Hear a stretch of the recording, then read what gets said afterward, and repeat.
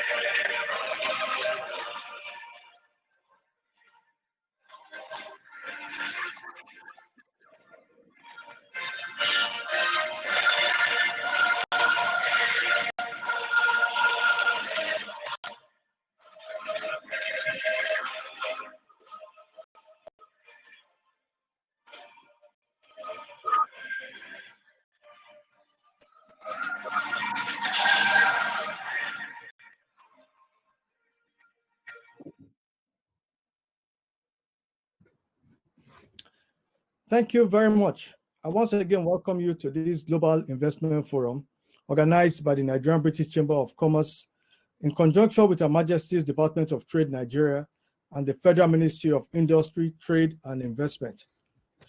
At this point, I'd like to invite the President and Chairman of Council of the Nigerian-British Chamber of Commerce, Mr. Kayode Falowo, to give his welcome address. Mr. President.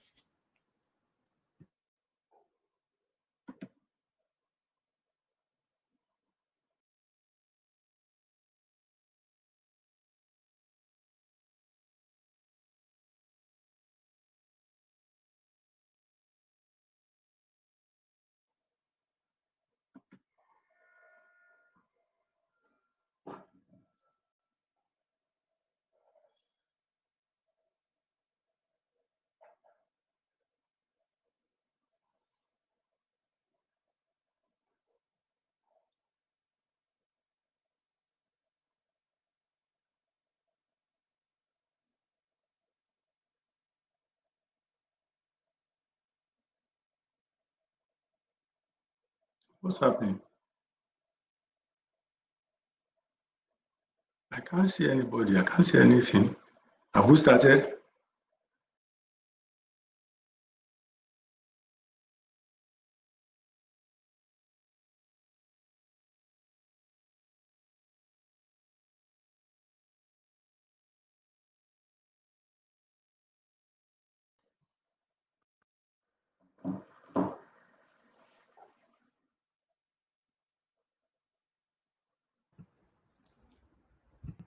I welcome the President of the Nigerian-British Chamber of Commerce, Mr. Kayode Falowo, to give his welcome address. Mr. President.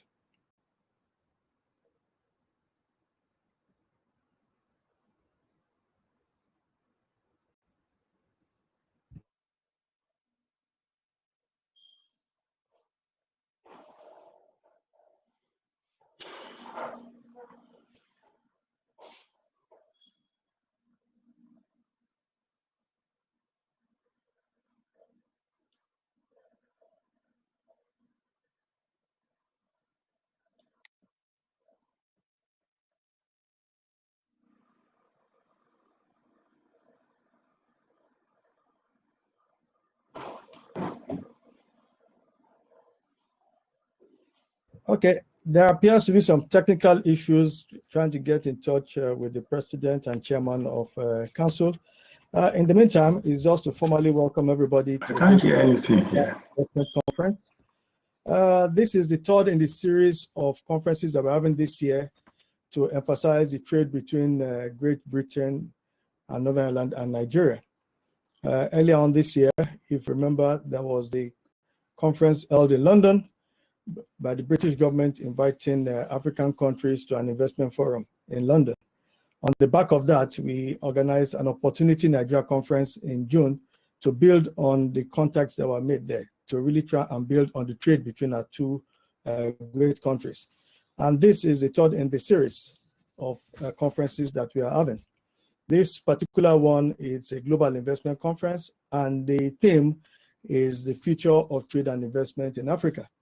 And in particular, we are building on the success of all we have done earlier on this year. While we are waiting for the president to come on, maybe we'll go to Abuja and see if we can take the welcome address by the Honorable, the High Commissioner for Britain in Nigeria, Katrina Lang. Please, Katrina, can you please go ahead and give a welcome address? You're welcome. Thank you so much, and a very warm good morning to everybody. Welcome to the conference. I'm so delighted to be speaking at this third conference. I thought in my opening remarks I'd just try and cover three things briefly. Firstly, just set the scene a little bit and COVID and the economic crisis that we're all facing. Secondly, to look back at the Africa Investment Summit and how we're trying to maintain momentum behind the initiatives. And then thirdly, a little bit of a look ahead and touch on some of the themes the conference picking up. So first of all, COVID in the economy. We all know the crisis we're all facing, the UK included. We're in a very deep economic crisis. Nigeria has been particularly hard hit because obviously as an oil economy, and the crash in the oil price combined with the crash in remittances, difficulty accessing capital markets, Nigeria's GDP, according to your National Bureau of Statistics, has contracted by 6.1% in the second quarter.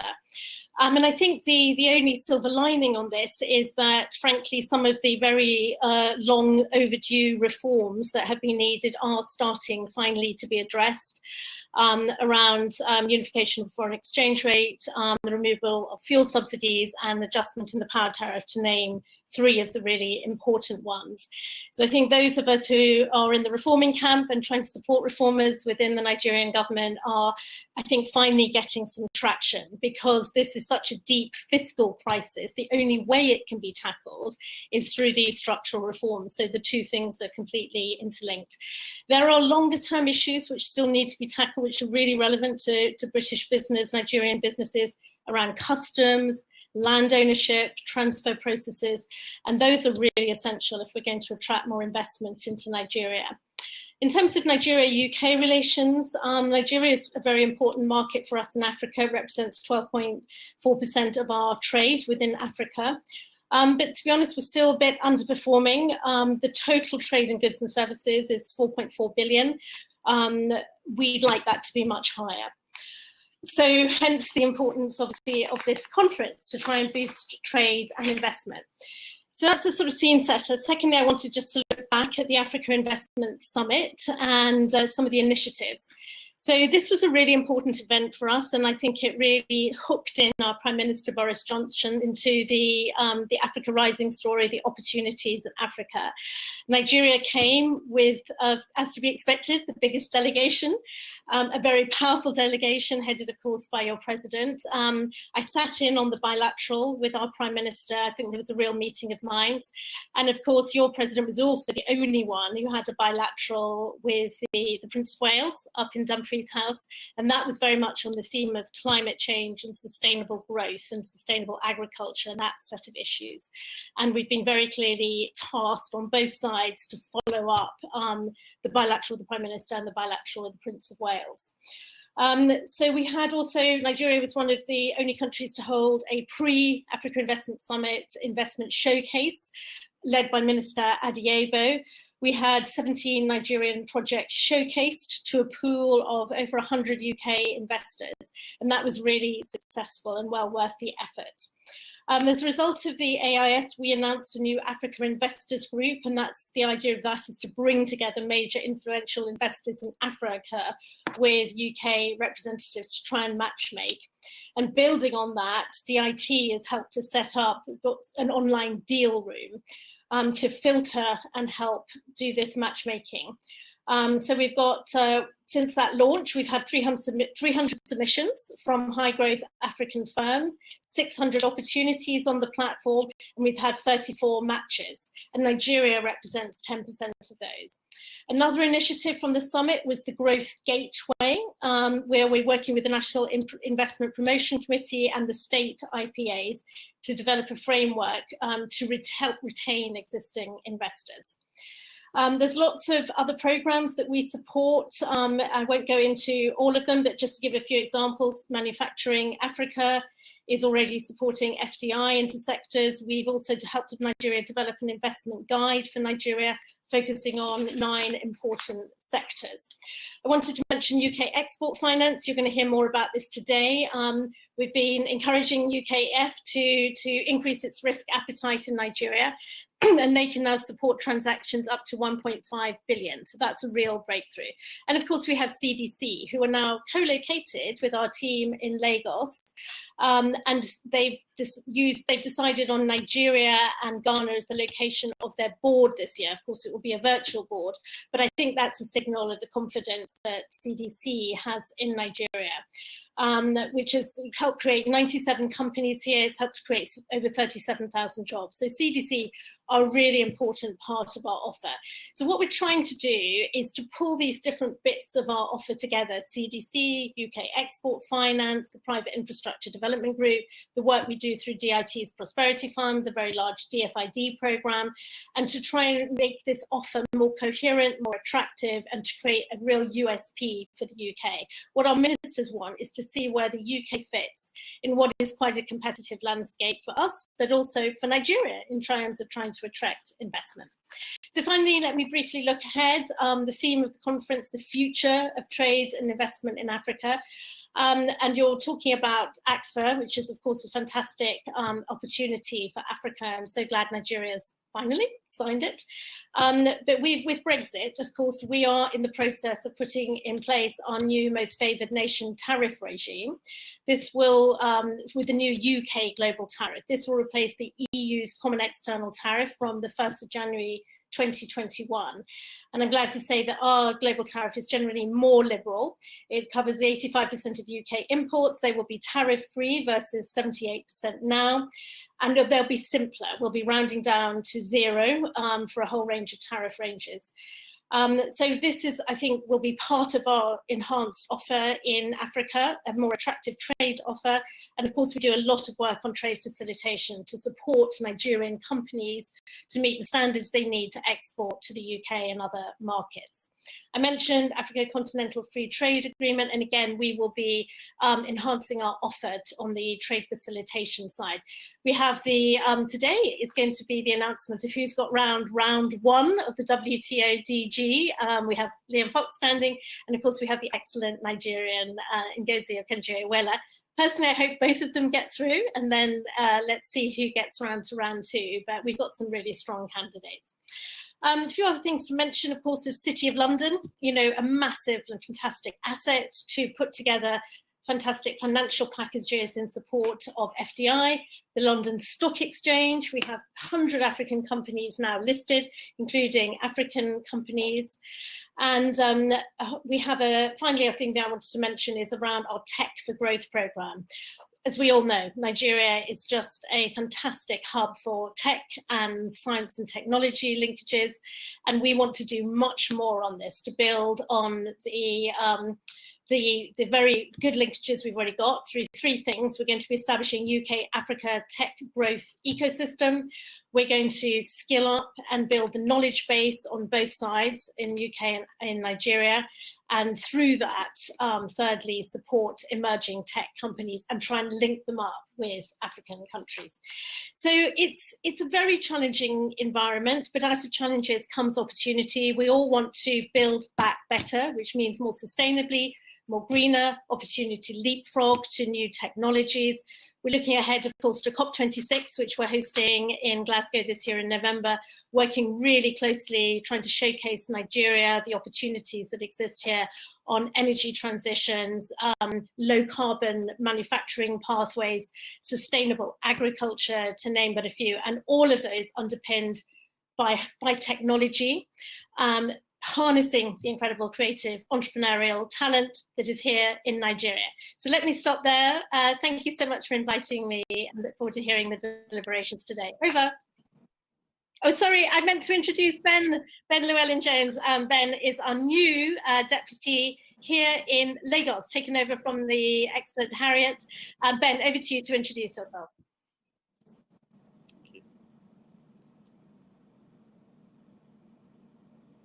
Thank you very much. I'm hoping I can be heard, perhaps not yet. Fantastic, thanks very much. I'm very, very grateful to have the opportunity to follow you, High Commissioner, and just say a little bit about myself.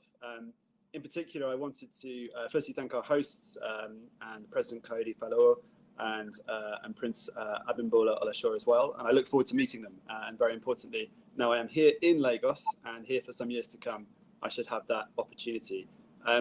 I would just like to say that I briefly had the opportunity to discuss with Harriet Thompson the very many opportunities that Nigeria offers, but my own experience of living in Abuja from 2014 to 2017, meeting with Nigerian and with British businesses, and really having the discussions that showed the range of opportunities inspired me to come back.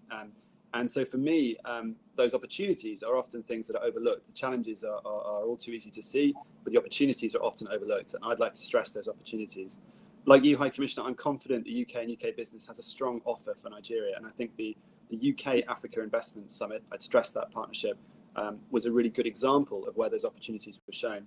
And we have a range of tools at our disposal, including our Development and Prosperity Fund programming, UK Export Finance, CDC, PIDGE, and the convening power of the City of London and the range of businesses that are already doing business here in Nigeria and those that we wish to encourage to come.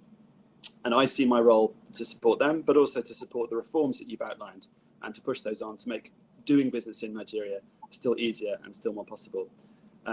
I would say that in my brief week here, and it's only been a week, I'm already struck by how COVID has made a real impact, but also how people have responded so flexibly and creatively and found new ways to do business. And I'd like to encourage that too.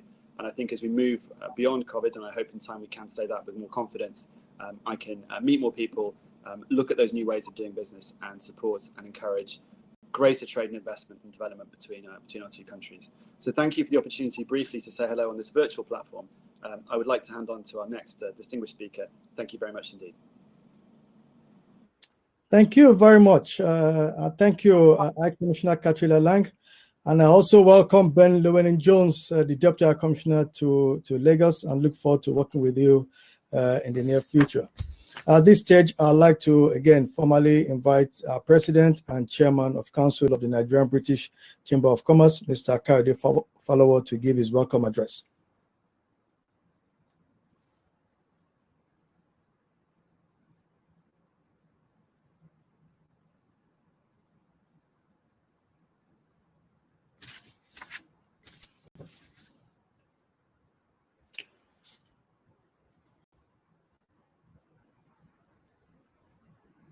Is Mr. Falowo on now?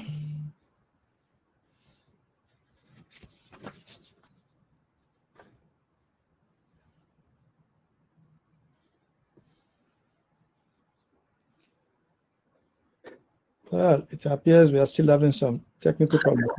Okay, I think I finally made it. Is that okay? Yep. Mr. President, you're welcome. We can hear you. Thank you very much. Well, this is technology for you, ladies and gentlemen. We're indeed sorry that we simply have had a technology glitch, mostly from my end. We spent the last 48 hours trying to ensure that things go very well. And it's instructive that really, the glitch is coming from here.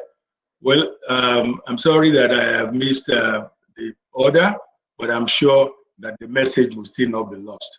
Thank you very much, Katrina, for stepping in when I was to speak. And I had part of your speech was very, very inspiring and very good. The Honorable Minister of Industry, Trade and Investment, Otumba Adeniyi Adebayo, the British High Commissioner to Nigeria, Ms. Katrina Lang, patrons and council members of the Nigerian-British Chamber of Commerce, distinguished guests, ladies and gentlemen. It gives me great pleasure to formally welcome you all to the NBCC Global Investment Conference themed The Future of Trade and Investment in Africa, organized by our chamber. The purpose of the conference is to discuss various topical issues that will foster trade and investment growth between Nigeria and Britain, promote businesses through virtual exhibitions, and offer delegates the opportunity to engage and network with a broad spectrum of Nigerian and British business owners, professionals, and government officials on the platform. I must also say that it is traditional for the NBCC to hold its annual trade mission or something like this global investment. We're actually hosting it due to COVID-19 on this beautiful platform, which is our first time of using this exhibition platform. And I hope that you will all have a pleasant experience after today. On behalf of our council, I'm delighted to welcome all our speakers and sponsors for this conference. I'm quite certain that this eminent assembly of public sector participants and industry leaders will do justice to the theme, and we shall all be better prepared to ride the turbulence associated with the current disruptions in the world economy after today's event. I especially recognize the patrons and council members of the Nigerian-British Chamber of Commerce who have joined us at this conference. I also thank members of our Trade Mission and Programs Committees and our Secretariat for organizing the event. The NBCC is a bilateral trade organization whose main objective is to foster trade and investment relations between Nigeria and the UK, primarily. It is 43 years old and currently has over 350 top corporate organizations in Nigeria and the UK as its members. I always say it, just name the top Nigerian corporate that is not a member, and I've not seen one in every time I've asked that question. I'm pleased to invite you to view a list of our membership on our website. But in particular, I wish to draw your attention to the list of our premium members, which include Standard Chartered Bank, PwC, Access Bank, British Airways, Custodian and Allied Insurance, First Bank, Fidelity Bank, UTL Trustees, and Wema Bank PLC. I wish to thank these companies particularly for the support they have given to the chambers over the years in our journey to becoming the leading bilateral chamber of commerce in the country. The NBCC is an affiliate of the British Chambers of Commerce, which gives their members access to a network of 53 chambers across the UK and 49 other affiliates worldwide. Let me use the opportunity of today to invite forward-looking companies who are yet to join the NBCC to do so now. I have the pleasure of inviting companies attending this conference to commence the application process by visiting our website and filling out the membership form. Upon completion of the process of admission, you will have access to the tremendous benefits attributable to the membership of NBCC. Ladies and gentlemen, please permit me to draw the attention of this special audience to our NBCC Plaza project. I try to do this in many of our functions. It's a four-story structure currently being developed at Lekki Phase 1 by the Chamber to provide accommodation for our Secretariat, but more importantly, to house an incubation center for British businesses in Nigeria during their formative stage. We all know what new businesses go through when they come into new jurisdictions, and we thought this would be a way of ensuring that we'll help to invite British businesses to come to Nigeria and settle down seamlessly. The center will also provide a center for seminars and trainings for our members and the general public. We shall be grateful for the assistance that any one of you is able to provide through cash and kind donations as we proceed on the journey of completing the plaza. Dear delegates, This conference is focused on the future of trade and investment in Africa. Previously labeled as the Dark Continent, Africa is reinventing itself and has demonstrated to the world that it is emerging and progressing to greater heights. This growth is due to the strong economic progress achieved across the continent over the past 2 decades, its large working-age population and growing consumer markets. With a population of 1.3 billion people that is expected to rise to 2.5 billion by 2050, a growing middle class, rapid urbanization, and a labor workforce that will rise from 705 million today to well over 1 billion in the next 10 years, Africa offers huge markets and investment opportunities for prospective British and other international investors. In recent years, African countries have emerged as some of the fastest growing economies in the world, outpacing global averages, and with countries such as Rwanda, Cote d'Ivoire, Ethiopia, Ghana, Tanzania, and Benin recording over 5% GDP growth in 2019. Last year, the African Development Bank reported an average economic growth in Africa of 3.4%, which was about the same as in 2018. Although stable, this rate is below the average of 5% growth for the region in the last decade.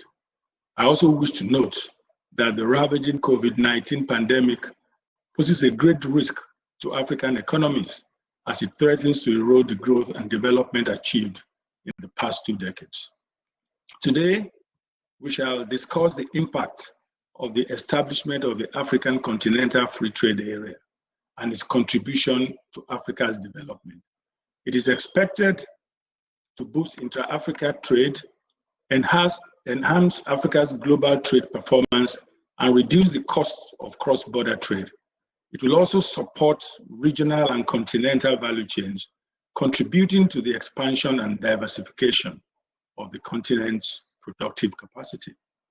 The agreement aims to create a single market of 1.27 billion consumers with an average GDP of between 2.1 trillion US dollars and 3.4 trillion US dollars. It is a fast-growing market, and the number of consumers is expected to increase to 1.7 billion by 2030. Indeed, that is a very large market. Earlier this year, the UK-Africa Investment Summit laid the foundations for new partnerships between the UK and Africa, as over 27 commercial deals worth over 6.5 billion were signed at the summit. Our second panel session shall focus on foreign direct inflows and economic risk. According to the UNCTAD 2020 World Investment Report, FDI flows to Nigeria total 3.3 billion US dollars in 2019, with the UK being one of the main investing countries in Nigeria. However, when compared to other nations, and given the special historic ties between Nigeria and the UK, the value of trade and investments between both countries can be significantly improved upon. We believe so, and that's what we've been trying to do as a chamber over the years. The growth of trade and investment flows between Nigeria and the UK is certainly one of the key agendas of the NBCC. At this point, I must acknowledge the tremendous support and cooperation we have received from the British High Commission and the officials of the Deputy High Commission in Lagos in this regard.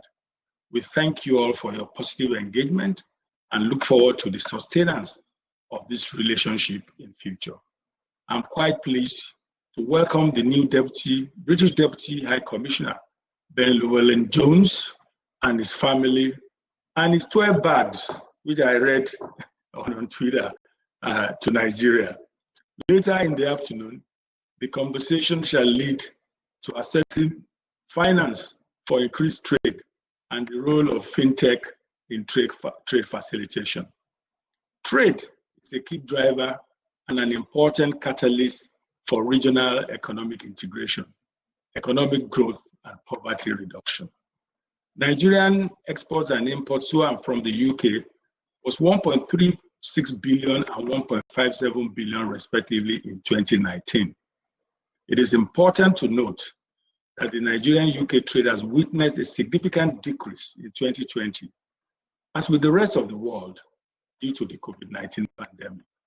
Distinguished ladies and gentlemen, the world has decided to move on and learn to live with the virus.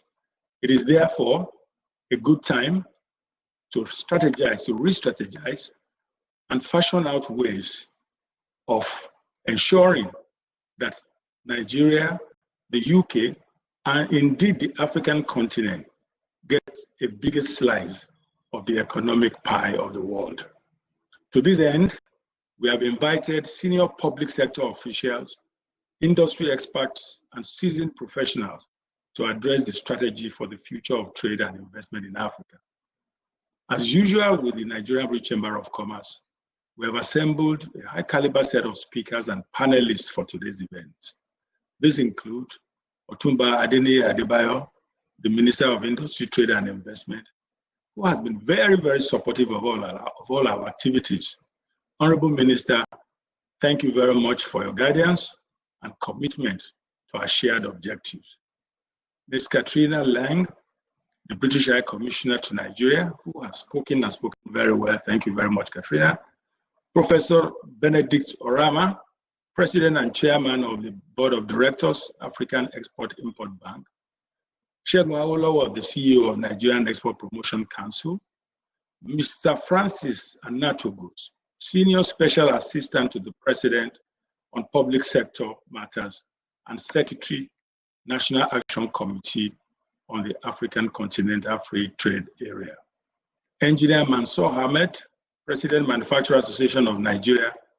Mr. John Owajumogo, Partner, Transaction Advisory Service of Ernst & Young Nigeria, you are welcome. Dr. Robert Besseling, the Executive Director for EXX Africa. Mr. Benson Adenuga of the CDC Group, the Nigerian arm of the CDC Group. Mrs. Oluwatoyin Soni, Group Managing Director of Imagine Africa Capital. Mr. Kayode Akekugbe, Managing Director of ABN Quest. Mr. Lami Adekola, another very, very supportive member of staff of the Deputy High Commission in Lagos. Thank you, Lami. Mr. Kayode Piton, Managing Director of the Bank of Industry. Patrick Akinwuton, Managing Director of EcoBank. Stephen Gray, the Regional Representative of the UK Export Finance. And Mrs. Kufwa Kekube, the Managing Director of Secure ID Limited.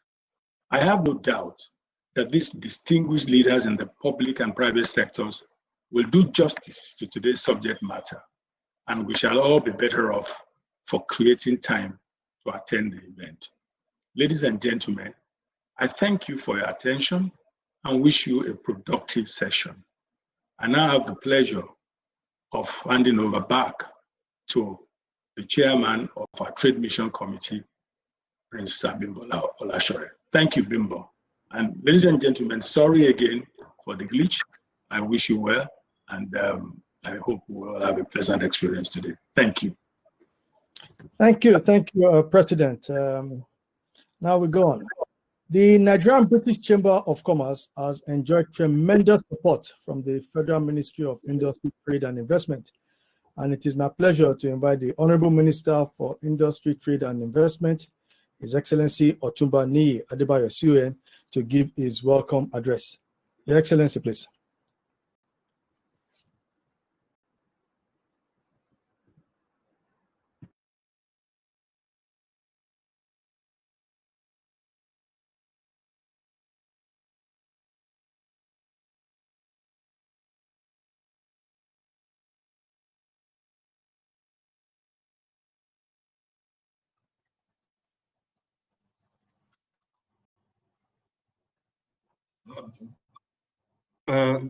Good morning, everybody.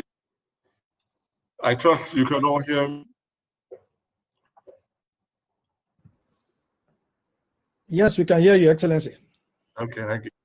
Well, the British High Commissioner, the British Deputy High Commissioner, the President, Chairman of Council of the Nigerian Chamber of Commerce, members of the Chamber, government officials, distinguished ladies and gentlemen, it gives me great pleasure to join leaders from private and public sectors in both Nigeria and the United Kingdom for the Nigerian-British Chamber of Commerce Global Investment Conference, the future of trade and investment in Africa.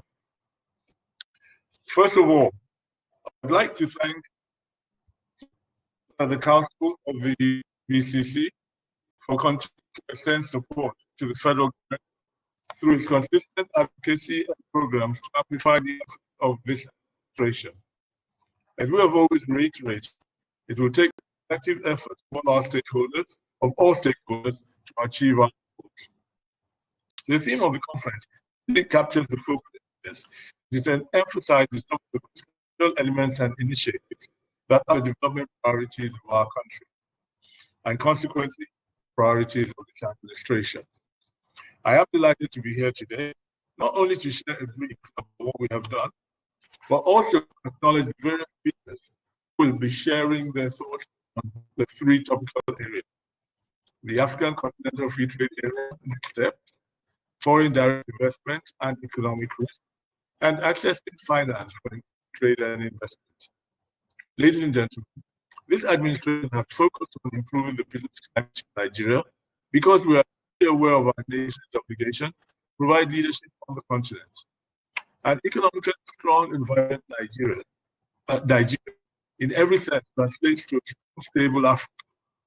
We will continue to do what is required to grow the Nigerian economy and contribute to mutually profitable business relationships between Nigeria and our partners, as well as entrenching a rule-based environment needed to enhance our trade potential. Since we signed on to the African Continental Free Trade Area after, we have taken steps to ensure that businesses based in our nation will be able to compete favorably. We will be able to effectively compete with their counterparts across the continent. This is especially important given the vast market that AFTA will provide for both our SMEs and large-scale enterprises. Since the signing of AFTA, the following key activities have taken place: the inauguration of the National Action Committee for its implementation, which took place on the 20th of December 2019. 2, the commencement of the core technical task to guide the negotiations. 3, the establishment of subcommittees to handle both external and internal engagements. 4, commencement of engagements with agencies and participants required to drive the implementation of key readiness initiatives. And 5, the establishment of a trade facilitation committee between Nigeria and the participating countries in Africa. As we gear up to meet the demands of the enlarged continental market, which will be fostered by AFTA, we are actively working to attract more foreign direct investments into the industry. This is because the initial projections show that in the first few years of its implementation, AFTA will boost Intra-African trade by 52% once the non-tariff barriers are removed. Nigeria stands to become one of the top 3 gainers in the system. We have seen a considerable amount of foreign direct investments in our economy. We expect more to come. Recently held UK Africa saw Nigeria's steel commercial worth $324 million.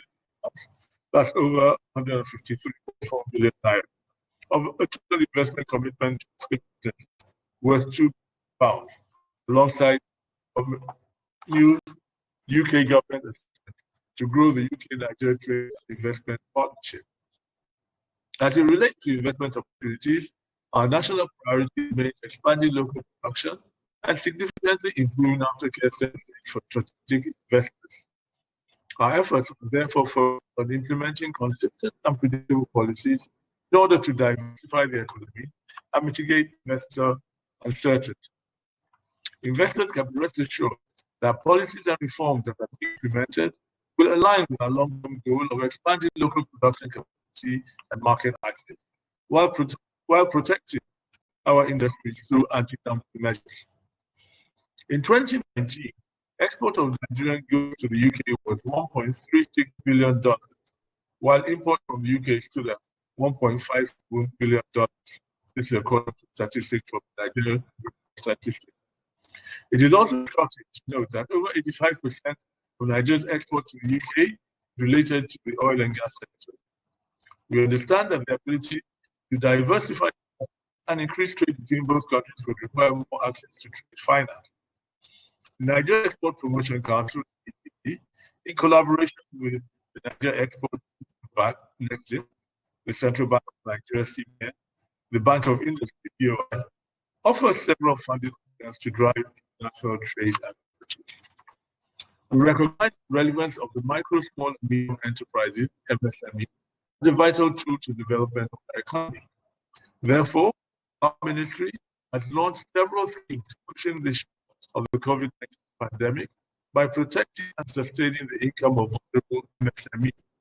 These include the MSME Guaranteed Offtake Stimulus Scheme, which is targeted at 100,000 MSMEs to guarantee offtake of items produced by these businesses for use by the federal and state governments and the private sector.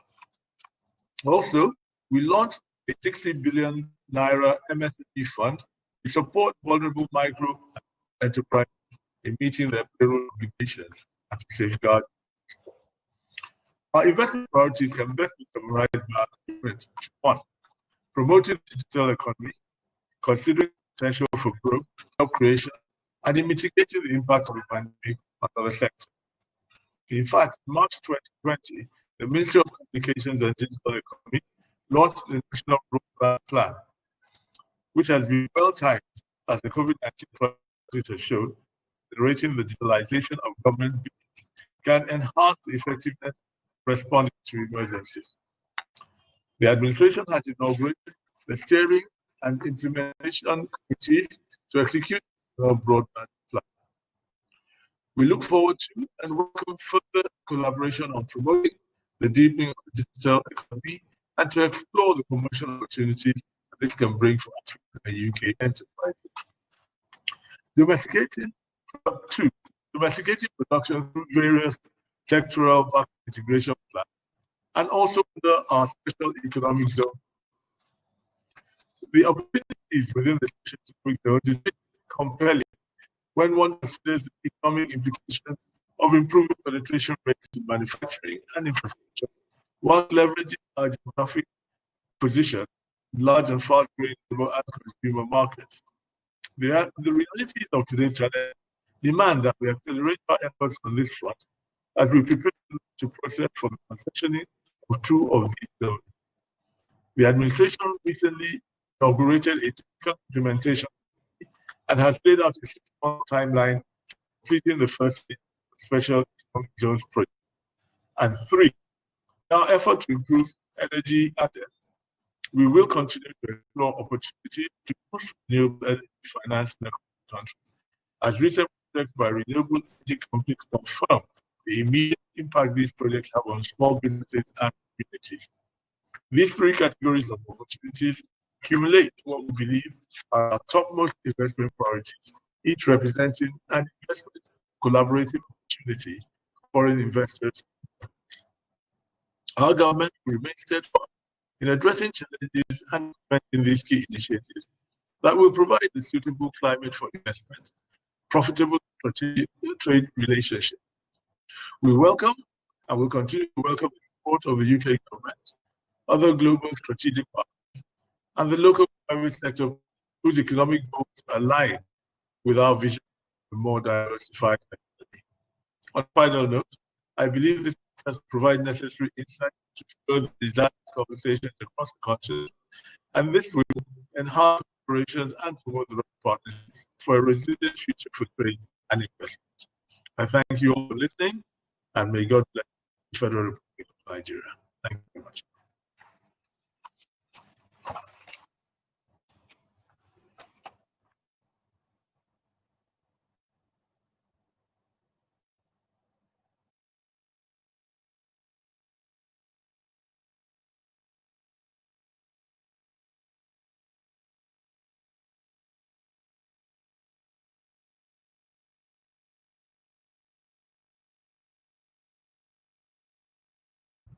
I was on mute.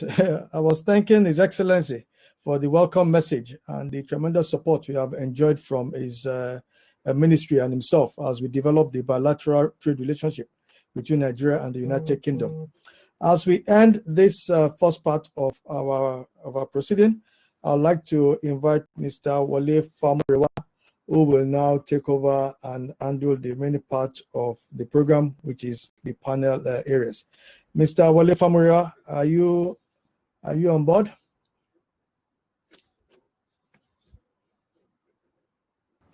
Yes, I am. I hope you can all hear me clearly. Good morning to everyone. Good morning. Thank you. All right. Thank you so much, Prince, for the introduction. And just to run through everyone, the British High Commissioner to Nigeria, the Deputy British High Commissioner to Nigeria, of course, the Honorable Minister of Industry, Trade and Investment, the Chairman of the Council of the Nigerian-British Chamber of Commerce, and of course, other council members here present, members of the press, ladies and gentlemen. I'm delighted to be taking you through the rest of today's program.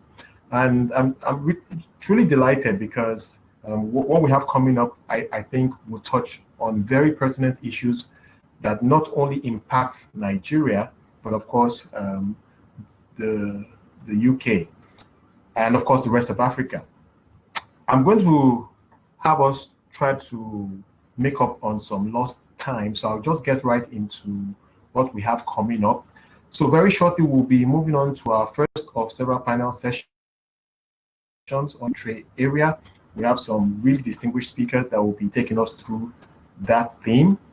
But before we get into all of that, I just want to turn your attention to a short video to highlight some of our sponsors. These events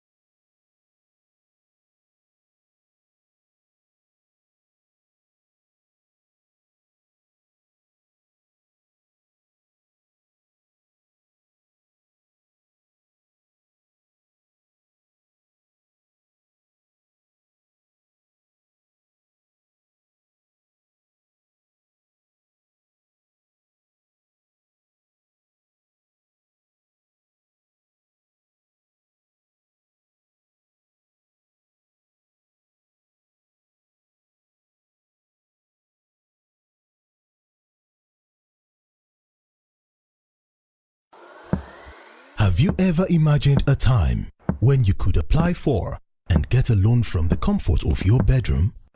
Or prayed that the processing time was shorter? Well, it is now a reality with the fast and swift Bank of Industry real-time online loan application initiative. The BOI Online Loan Application Portal is designed to deliver access and convenience to prospecting SME customers by ensuring that applicants need not have to physically visit the bank. Applicants simply have to submit all necessary documents via the online portal with the liberty to select their preferred BOI state office wherein their applications will be processed. How it works: simply search keyword Bank of Industry and download our mobile app from Play Store for Android users, BlackBerry App World for BlackBerry users, and Apple Store for iPhone users. Click on the Apply button. Click on Register to register your account. A verification link and tracking code will be sent to your registered email address. Click on the verification link to facilitate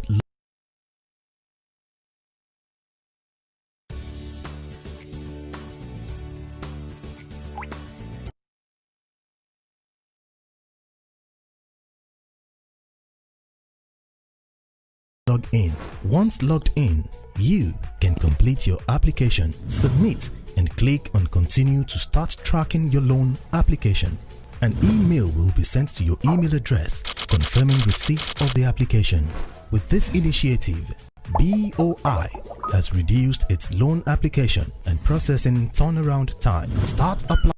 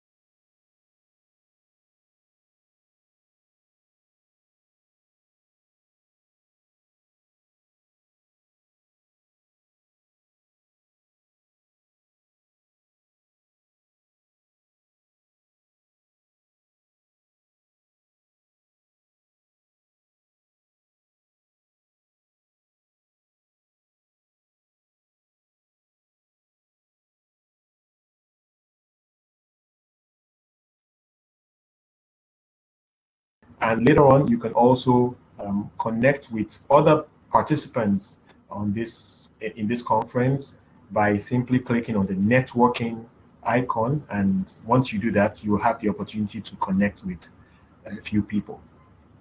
All right, so let me just talk you through what is coming up while we wait for some of our speakers to join us on the platform. Very shortly, we'll be going into the first of 3 sessions. And this one will be on the Africa Continental Free Trade Area. Now, one thing that agreement really emphasizes is the connection of Africa as one market. And these days, it's an opportunity for you to truly maximize the opportunity of the Africa growth story. And so we'll be having a couple of speakers giving us their thoughts on this historic agreement and what it means for Nigeria and UK trade relations. So beyond that, and as the President had highlighted in his opening address. The second plenary will be on foreign direct investments and economic risks, and we'll be focusing on that theme as well. We have quite a few distinguished speakers to talk us through these themes, and you will also have the opportunity to engage them as well, and I'll be sharing how you will do so in a moment. And then the third plenary session will be on accessing finance for increased trade and investments. Again, we have several distinguished speakers who can speak with authority on this subject, and you will also have the opportunity to engage them at the appropriate time. Now, how do you do that? You will also find the chat function on the Hopin platform. I want to encourage you to simply post your questions and comments as the conversations move along, and at the appropriate time, the moderator would be taking your questions and comments and be addressing them to the members of the panel. As you do so, I want to encourage you to please introduce yourself and also clearly indicate who you are addressing the question or comment to, so that the moderator can address it appropriately. Thank you so much as you do that. Well, I think on that note, I would like to now welcome the moderator for our first session. And we have the pleasure of having the partner transaction advisory services at EY, Mr. John Uwajumoju. He will be taking over from me and will be managing affairs for the next hour as we explore the African Common Free Trade Area. So John, if you can come up now. It's over to you, John. Thank you, Wale. I hope everybody can hear me. We can hear you, but we can't see. Okay, we can see you now. All right. So I'll just step aside and it's over to you. Thank you. Thank you, everyone, for joining us. I welcome you to the Future of Trade and Investment in Africa conference. My name is John Uwajumoju. I'm a partner at EY, and it's my pleasure to be moderating the panel session discussion on the topic Africa Continental Free Trade Area.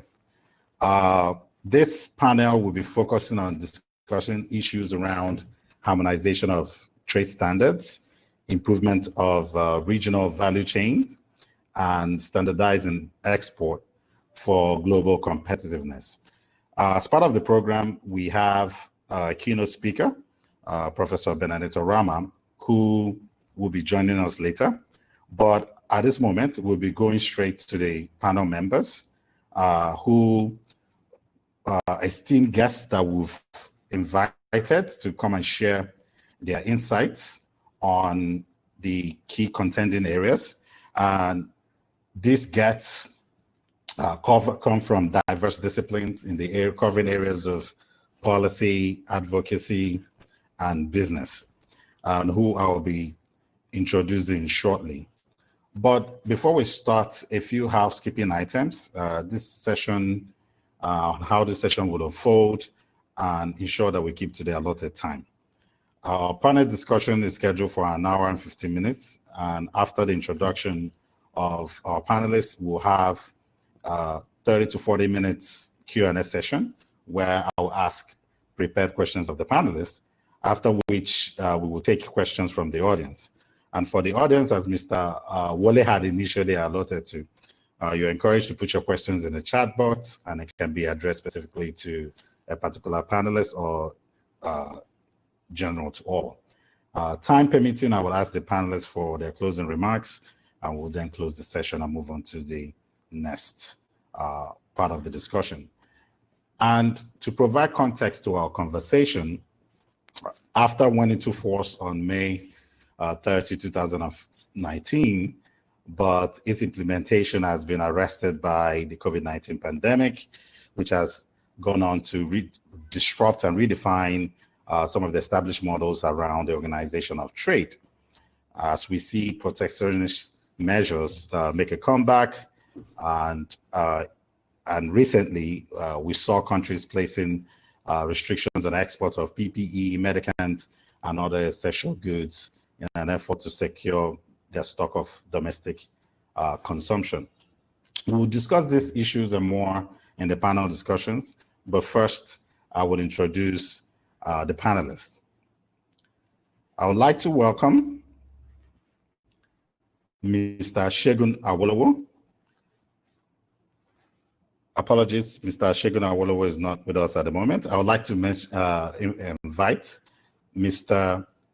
Mansour Ahmed. Engineer Ahmed is a Group Executive Director at the Dangote Group and is also the current President of the Manufacturers Association of Nigeria and the interim Chairman of the Pan-African Manufacturers Association. He has served on many boards and national committees, amongst others. You're welcome, sir, and thank you for being here. Thank you for inviting me. Thank you. And also, I would like to welcome Mr. Francis Anatogo. Mr. Francis is a Senior Special Assistant to the President of Nigeria on Trade and Complementary Policies. He's the Secretary to Nigeria's National Action Committee on AFTA and heads the secretariat that coordinates the AFTA Readiness Program of government ministries and agencies, as well as private sector stakeholders. Francis joined the presidency for Deloitte, where he was the West Africa Energy and Natural Resources Consultant Lead. And prior to Deloitte, he worked in a similar role at Accenture. Thank you, Francis.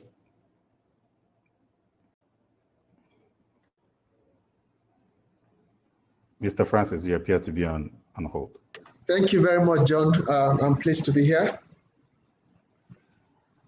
Also, we will be having a member from the Nigerian Export Processing Commission join us during the course of our conversation. To that end, we'll go into the questions. So I'd like to start out with where are we with the Africa Free Trade Agreement, which for simplicity I will refer to as AFTA. We've had our fears, hopes and aspirations with the implementation, and then COVID happened. Now the question I'm sure is in the mind of a lot of people, do we continue as business as usual, as previously construed, or do we have a rethink given some of the assumptions that we made pre-COVID may no longer hold water given all the different disruptions that we've encountered? And I would like the panelists to respond to this question. I'm starting with Mr. Anatogo, if you can share your insights on this. Thank you. Okay. Thank you, John. I think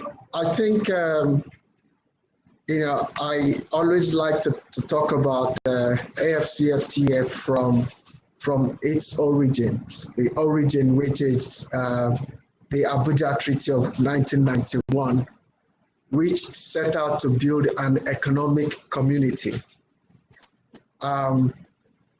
So that objective has not changed.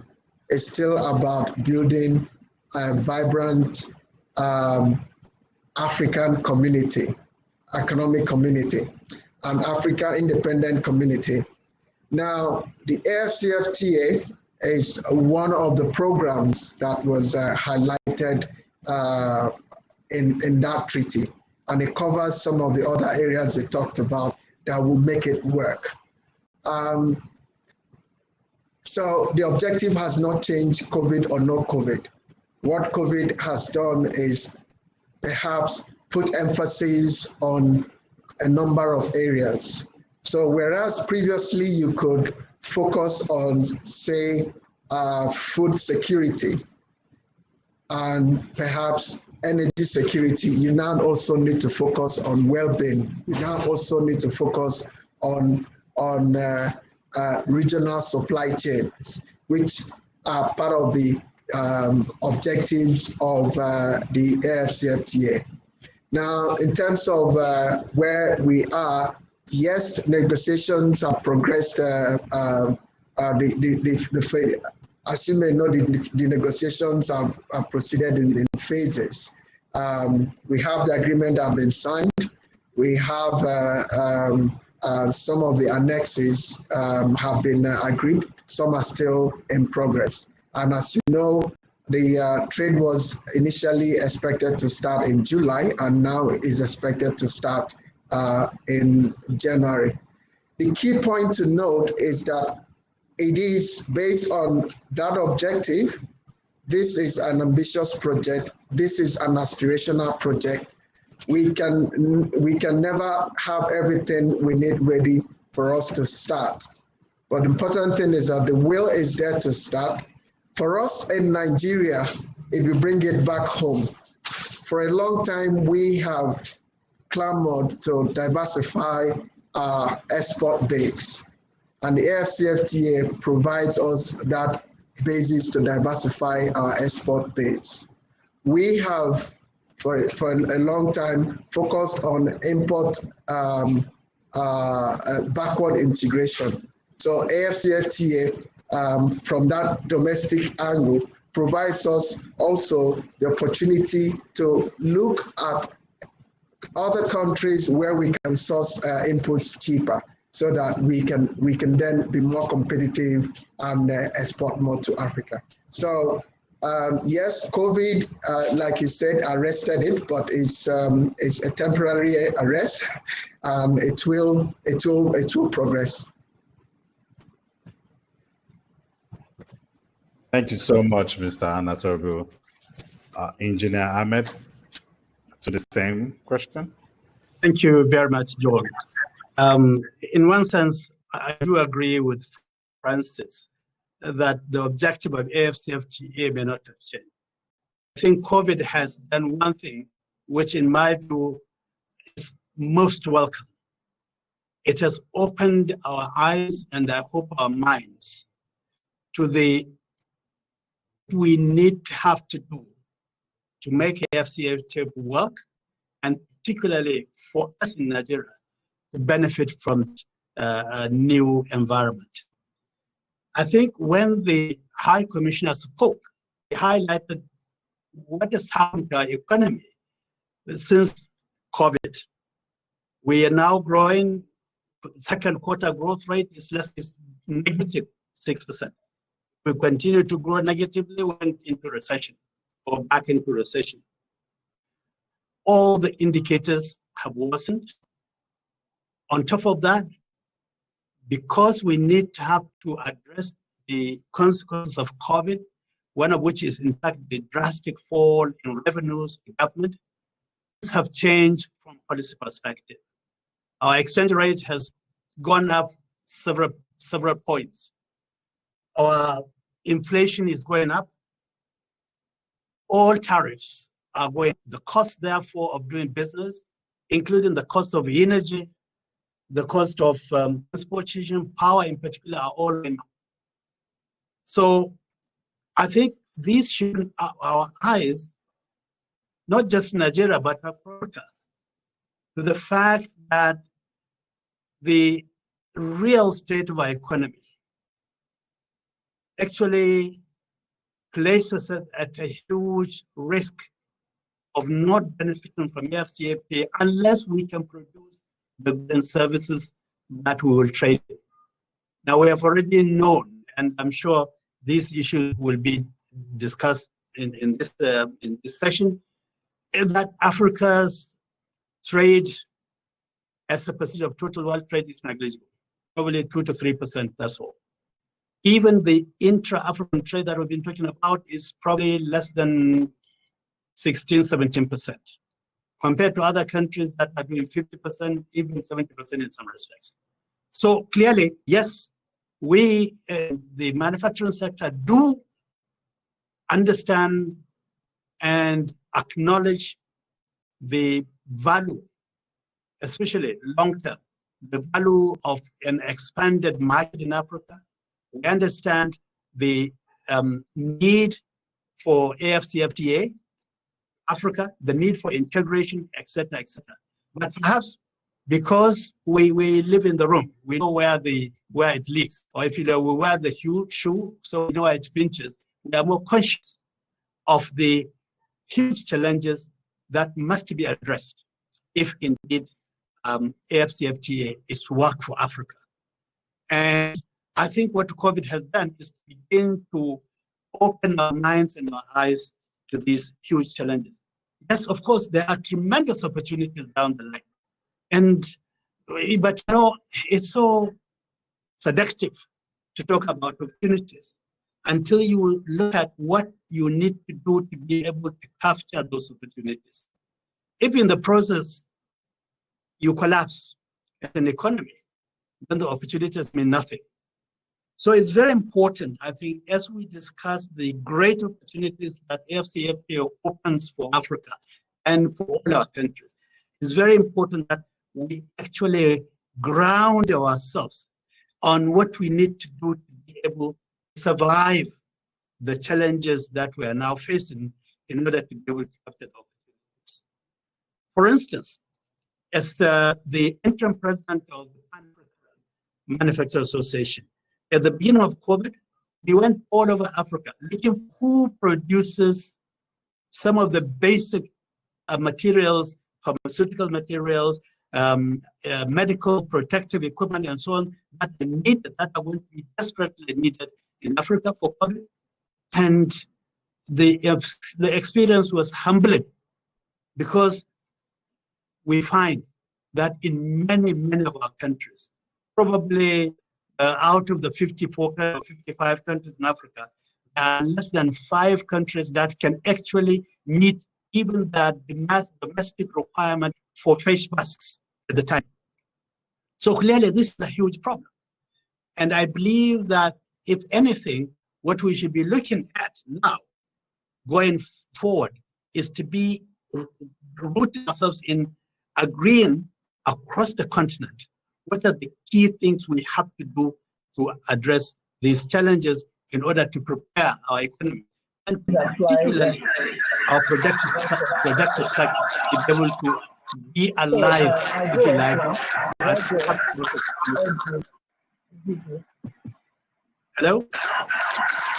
Hello? We can hear you, sir. Hello? We can hear you, sir. So, yes, so indeed, the AFCFTA, we have started the journey. It's going to be a long journey. It's going to be a very hard journey.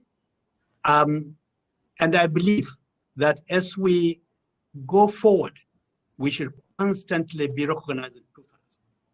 That when you go to the market, large or small, you have an opportunity to benefit from that market only if you have something to sell in the market.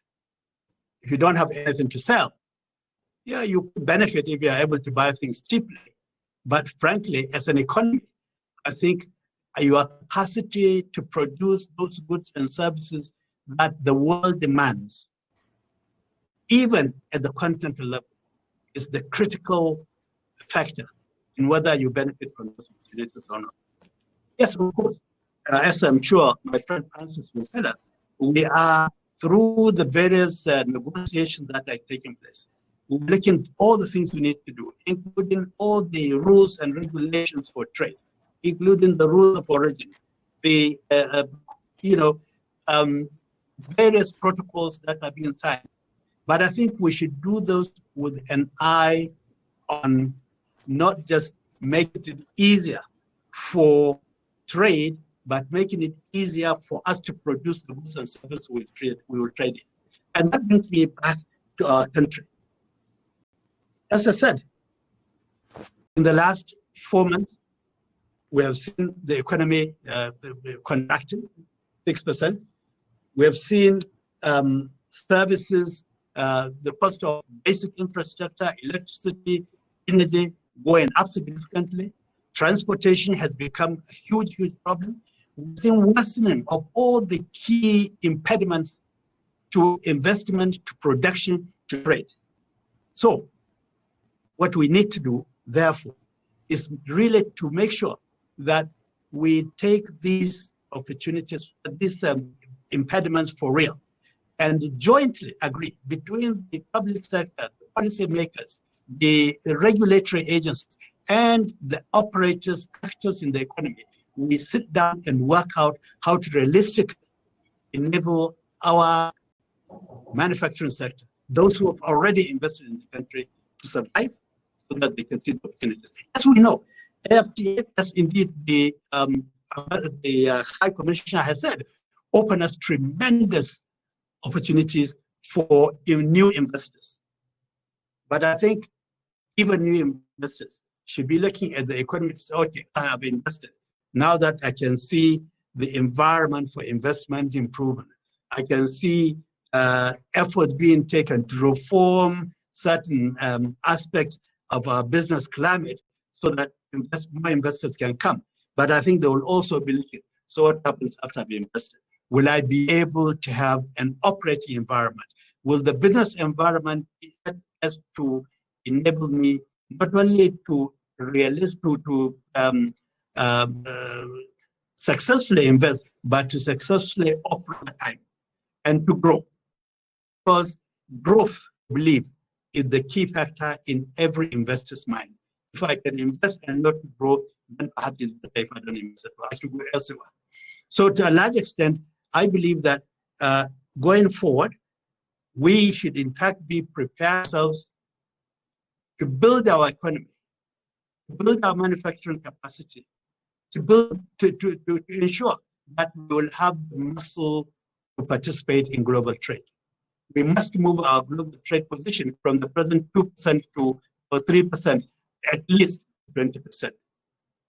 Also, yes, I agree, we must try to expand the base of intra-African trade. And there are a lot of things that we could do. We have talked about, for instance, improving the value chain across the continent. And this is a tremendous opportunity we can have. But it requires our governments to begin in Africa to begin to really collaborate and harmonize many of the conflict regulatory cases that have not only held back trade, but also held back investment for many investors in Africa. And I think, first of all, lastly, we must always, first of all, how to make those investors that have already invested in Africa happier. Because more than anything else, that is what will attract more investors into Africa. Thank you. I think I'll stop here. Thank you, Engineer Ahmed, for that very comprehensive response. And I would like to welcome Mrs. Uduak Ekotowo, who's representing the Nigerian Export Promotion Commission. And she's the Director of International Exports at the NEPC. Ms. Uduak, the conversation was on the fact that implementation of COVID and the anticipated benefits or risk thereof has been put on hold or disrupted, if you will, by the impact of COVID-19 pandemic. And what then should we do at this juncture? Do we continue to implement after based on previous assumptions and previous plans, or do we have a rethink in how we go about implementing after? Thank you. Ms. Uduak. Can you hear me now? I can hear you, but there seems to be a lot of background. Mr. Uduak, I think there could be some kind of interference. So, Ms. Uduak, technology issues. As we know, this is a new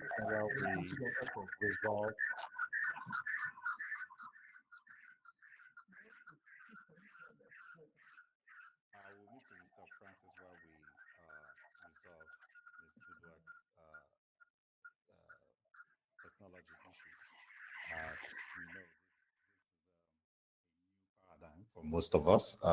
Having to, pre-COVID, we would have had to do this in person, but now we're having to deal with the challenges of technology.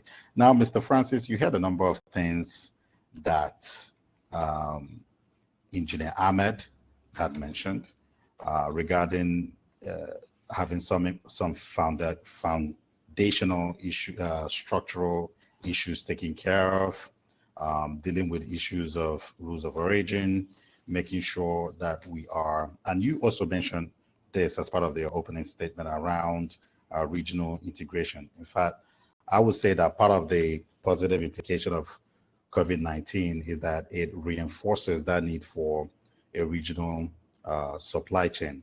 So from where you sit in the government, what are the plans of the government to explore this opportunity, especially in the areas of transportation, in terms of transportation corridors, and as well as in energy infrastructure?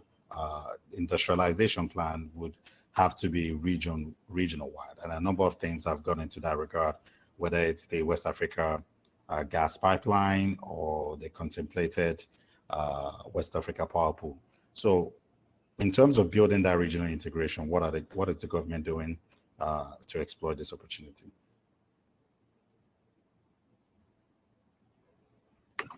Okay, so just before I answer your question there, I would like to agree completely with what Engineer Mansod said earlier. At the end of the day, AFCFTA is about businesses, and the businesses look at one thing: bottom line. And if it makes good sense, they will invest. If it doesn't, they will not. I think I want to make that point very clear. The other point I want to make clear, talking about being focused, is we need to implement fully. Part of the challenges that have been highlighted over and over again is some of the outstanding actions that we should have taken when we joined WTO, some of the outstanding actions that we would have taken as part of the common external tariff. And so we need to address some of those challenges. Now, talking about the regional approach or regional integration, you have mentioned one key area, which is infrastructure, and that is important. But there's also another area, which is really the regional bilateral and multilateral relations. Now, at the end of the day, this agreement is a piece of paper, and for it to work, it needs to translate into into a way of life, if you will. So one of the key elements of what we need to do is to build trust, build interdependence, and that's what you call the regional value chains. Coming to the and what do I mean by that? A couple of days ago, in the papers, on social media, there was this talk around how Togo, the port in Togo, is doing a lot, and for me, it is a welcome news, because if anything that can reduce the cost of doing business for people in the sub-region is welcome. Anything that can improve. If you come down to what are we doing, you mentioned power. There's a whole lot going on in power, but on the side of grid power and off-grid power, big projects and medium scale and small projects. You know about the Siemens electrification project, for instance. You know about the transmission projects. So there's a lot, and even beyond that, the willing buyer eligible power scheme. So there are a lot that are happening to reduce cost of doing business or improving competitiveness. Now, yes, it has to try.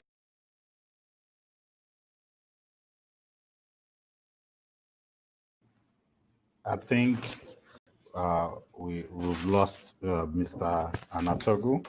So, and I will come back to Engineer Ahmed while we wait for Mr. Anatogo to come back in. I'll pose the same question that I asked Mr. Anatogo to Engineer Ahmed, in the sense of what can we do to foster that regional integration, which, given in the post-COVID environment, becomes increasingly critical, so that we don't see it as a competitive situation between Nigeria and the rest, but rather an integrated market. Thank you. Thank you very much. Yes, I think there's a lot that we can do. First of all, I think we have to ensure or promote the will of governments. What do you say? Hello? Readiness of our various governments not together, because you cannot really create a basic integration. Can anyone hear me?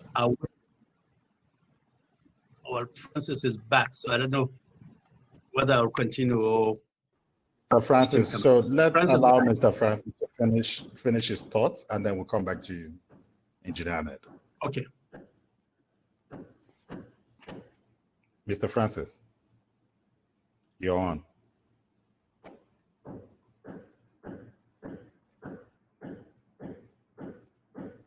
Hello?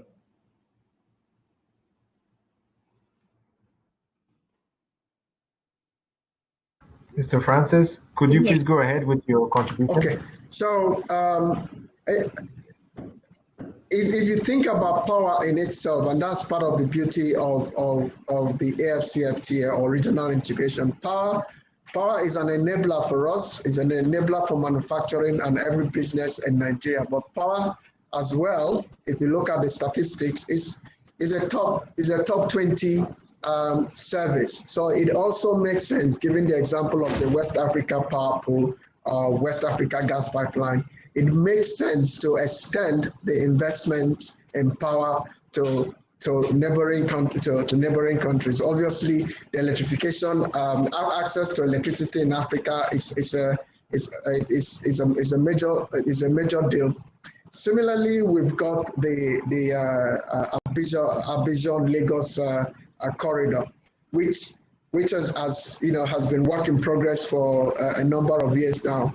It is a corridor that we need to focus on and make it work for all the countries in the sub-region.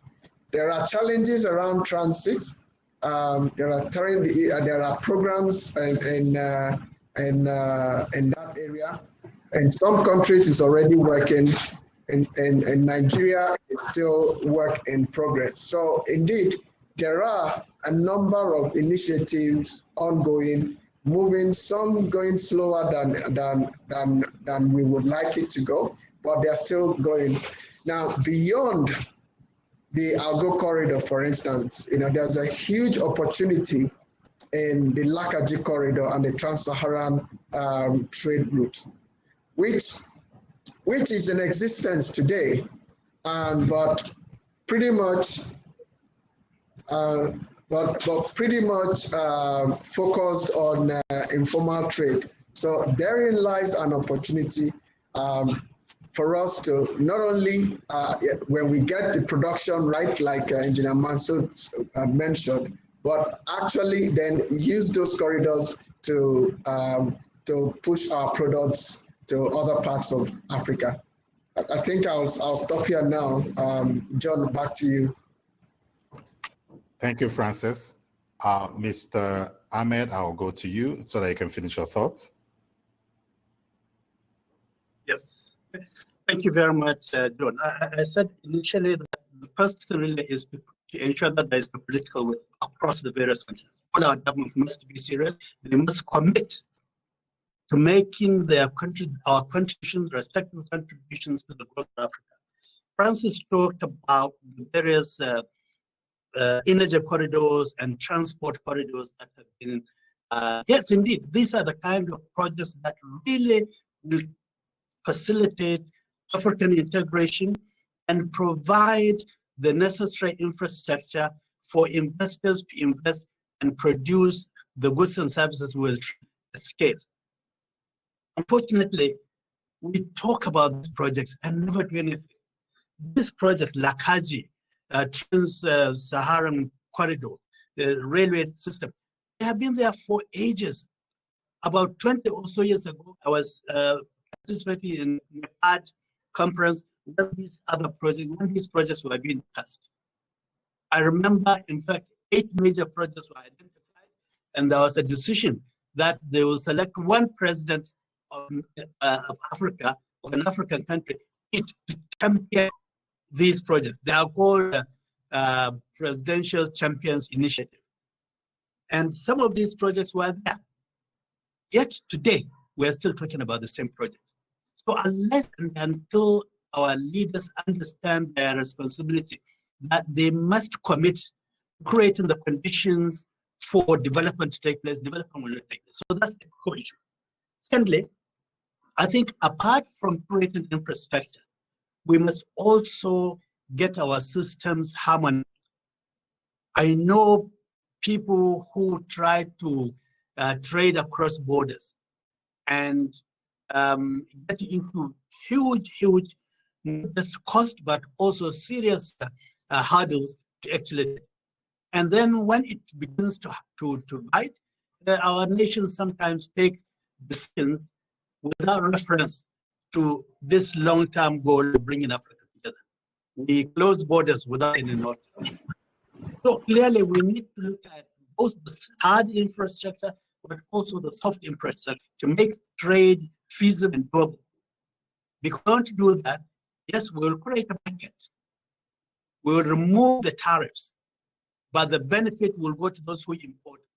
And let me also emphasize the fact that our concern with making African industries and African manufacturing competitive is vital, not because the companies themselves want to be system, no, but because if we cannot produce goods and services at competitive prices, competitive globally, what will happen? Some people will overproduce, will deliver the surplus to Africa. Whatever duty we charge across continental borders will make them, will bring them, and our companies and our businesses will suffer. So it is very important that we create the necessary infrastructure and the necessary systems and procedures to open up our and enhance and deepen our productive capacity. I believe that today in Africa, probably most African countries are producing just what you call end-use goods. We have rather than producing.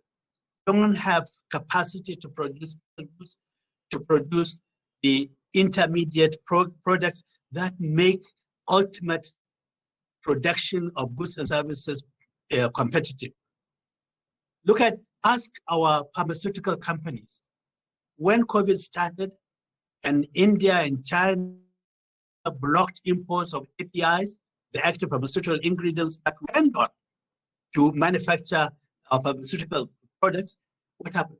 Literally, all our pharmaceutical companies were grounded. So we must do something that will create in the operating environment for those who are invested and those who will be investing in the continent, so that we will produce the goods and services we need to trade with in the continent.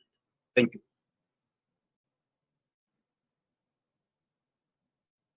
Thank you, sir, for those insights.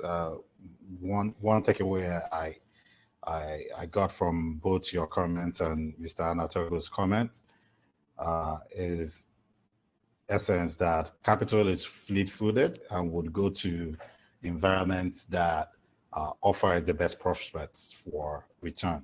Therefore, the countries that have mastered and put in those requirements are the ones, those infrastructure requirements are the ones who are more likely to raise capital and drive investment into their location. Ms. Uduak has joined us again, and we will go back to her to get her comments. Thank you. Ms. Uduak?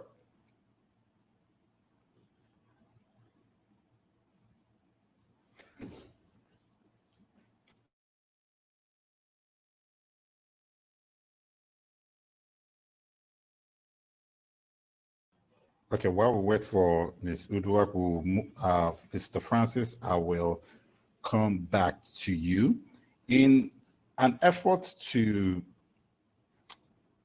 as we're talking about regional integration, in an effort to integrate more into the regional value chain, and when we oftentimes we cite statistics that shows that level of inter-Africa trade is very low, that most African countries continue to follow along colonial patterns of trade rather than trading with each other.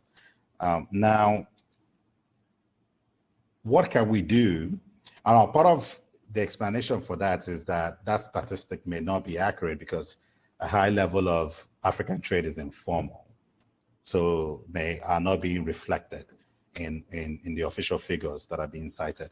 So what can be done to formalize the various trade informal trade windows so that we can better harness our resources in supporting and strengthening these trade linkages?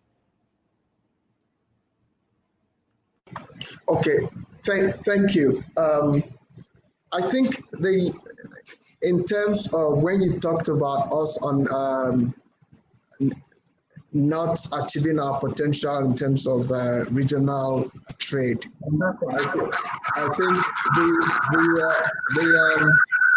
the first thing that we need to do is in itself AFCFTA. And now let me give you an example. You know, while we were doing our impact and readiness assessment, we looked at various sectors, and we looked at how, you know, how much you trade in ECOWAS and what the market is worth in the rest of Africa. And if you look at financial services as a specific sector, you find that the market is in the rest of Africa. So you need to go to the rest of Africa. If you talk about how do you formalize trade, that's on a different angle, is to say the reality is that a lot of, about 80% of our businesses are SMEs. So, and they can't change to large corporates overnight. So you have to deal with them. So, and these are people that are working at subsistence level. What they care about is to make money on a daily basis to feed their families. So it has to be worthwhile for them. So for you to bring them into the formal economy, there has to be an incentive to do that. There have been conversations in terms of some regulation light type approach for small and medium scale businesses. As an example of what you could do, there are other incentives that are being talked about. There are financing, and even for the financing, accessing the finance in itself is a challenge because there's a process to doing that. So providing that support for them to take advantage of what is already there is one of the things that we can do. The second thing that we are looking at, and incidentally, we are discussing it with DFID, is SME aggregation. And if you take the agri sector, right, and where you've got you have the small farmers, and then you have the aggregators providing them with the input, off-taking their products and so on. What you've essentially done is specialization, allow them to do what they know how to do best, focus, remove the cost of compliance, remove the burden of compliance, and you work that all through the chain so that you now, and when you do that, it goes all the way to the big corporates that have the capacity to export at the right standards, have access to the market, have access to the finance and so on. And then you can then channel that trade that way, that export trade that way. And on the way back is they're bringing down the standards, they're bringing down the know-how and pretty much helping to organize the sector in itself. Now, it is important because when you think about AFCFTA and product-specific rules of origin, if a product is wholly obtained, you need to prove that it is indeed wholly obtained in the country. There's a cumulative principle as well, which means that if you produce from two countries in Africa, you need to show it's also a consideration. So these are all the things that we need to focus and get right. We need to sensitize people on what the rules are. We need to ensure that we have the right things in place to enable them to comply, because if the cost of compliance is too high, they will not bother. So indeed, we are looking at a whole range of options to see how we can aggregate the SMEs on one hand, but also get the big corporates involved because that's what they do, and they do best. Get them involved to make it easier.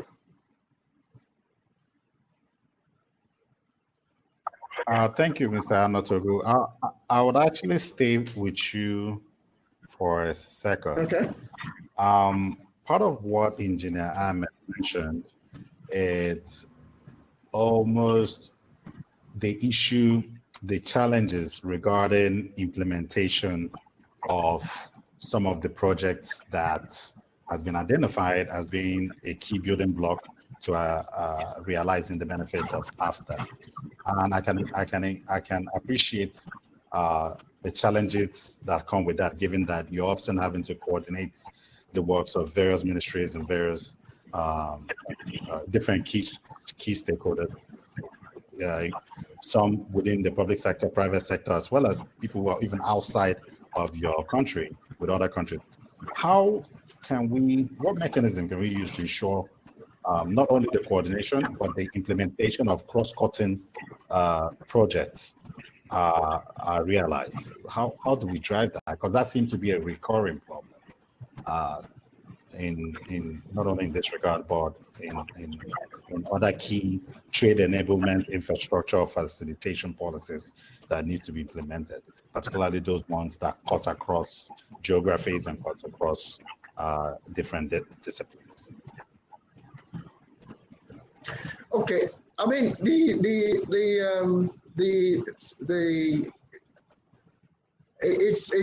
difficult, and that's the reality. But how we do it is we keep at it, we prioritize, and then we work to facilitate, and that's actually where the National Action Committee comes in. And by the way, we communicate. And at the National Action Committee, which is chaired by the Honorable Minister of Industry, Trade and Investment, we have a broad-based membership that includes ministries, departments, and agencies, and also private sector actors, of which Engineer Mansour Ahmed is part of that of the steering committee. Beyond that steering committee, you've got technical groups along sector lines that are working together to ensure that the roadmaps that will guide implementation are actually come together from everyone's perspective. We've had a number of workshops already as part of building that shared vision and shared goals. We've got some more in our Series 2 workshops. Again, delving deeper into along sector lines, what we need to do so that it can all come together. And with all these together, it now comes back to that steering committee to drive. The steering committee has the ministers and we also have champions. That these are champions both from the private sector and public sector, whom we will be working with us to actually try to galvanize, mobilize, communicate, support what we are doing, because really it is a tough task, and we need to implement fully. Like Engineer Ahmed said, if we don't implement fully, it's gonna it would be a shame if we don't, and the impacts will be there for us to see. So we need to stay consistent. We need to prioritize. We need to communicate. We need to let people know, and that is a critical element of what we need to do. We need to communicate the processes. We need to provide the support for those that have issues following the processes. We need to be able to support them. There's a lot happening in the MDAs. I mean, I'm working closely with the Manufacturers Association of Nigeria, and I know they are doing a lot of work in themselves to sensitize their members. We at National Action Committee, we are also going looking at specific products. So it is not, we understand that there are so many products out there, but we need to identify, or we have identified those arrowhead products and services that we can anchor our program on and drive the implementation, hoping that others will then come in. So indeed, it's steady course, focus, coordinate, facilitate, and keep moving. This is an aspirational program. This is a marathon. We can't get everything done immediately, but there are some specific things that we must do very quickly. And some of them includes making sure that some of the safeguard mechanisms are put in place. One of which is the trade remedies mechanism, which will help us to, it's like an early monitoring system that help us to identify when there are predatory trade practices, and then take the necessary steps, because it's quite technical, to prove that these are indeed predatory trade practices, and then work to correct them. So I think this is, in a nutshell, what we are doing at the National Action Committee to drive implementation. But the political support is there. The support from the MDAs and the businesses are there. The question is, how do we move forward? What do we need to do? And we are taking it on a day-to-day basis. Thank you, Francis. I can attest to all the work that the National Action Committee has been doing. We've supported that effort. EY has been supportive in the rules of origin and trade facilitation. So thank you very much for the work you've been doing in driving that coordination effort. Now, I welcome Ms. Uduak back, and I would like to go to you on what is the NEPC doing to enhance the visibility of made in Nigeria products post-COVID, given that part of the whole goal of the after is to try and develop regional production capacities. So please, Ms. Uduak. Okay, so thank you very much, moderator. I must truly apologize for all the hitches. I think we are coming to terms with technology. There's no doubt about it, since I think this is the new normal.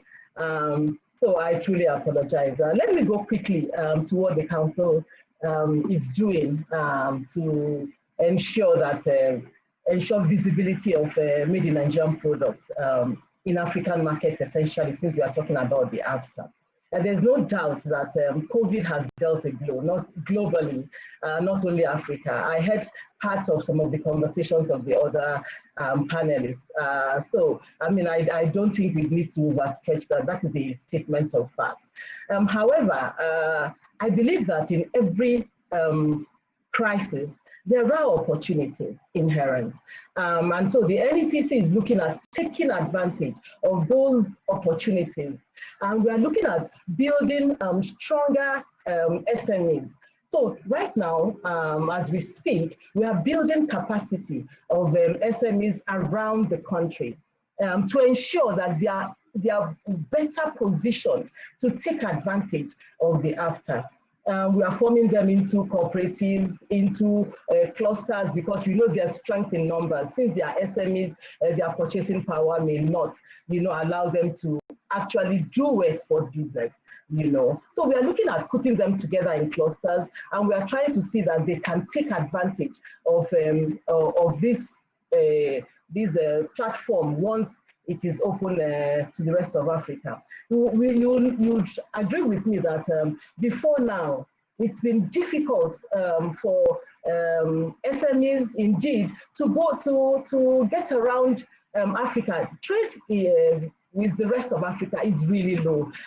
We know this for a fact. And of course, most of the issues, especially from my experience with our exporters, impact assessment conducted by us recently in the last 2 months shows that our biggest issue is logistics. So in line with that, we are looking at a lot of issues that would assist the SMEs, the entrepreneurs, even the big companies to take advantage of after. One of those things we're looking at the Nigerian Trade House platform. Usually, a trade house platform would enable us to reach other markets, identified markets. In our own case, based on our research, we are using Lome as a pilot project, being a trade hub.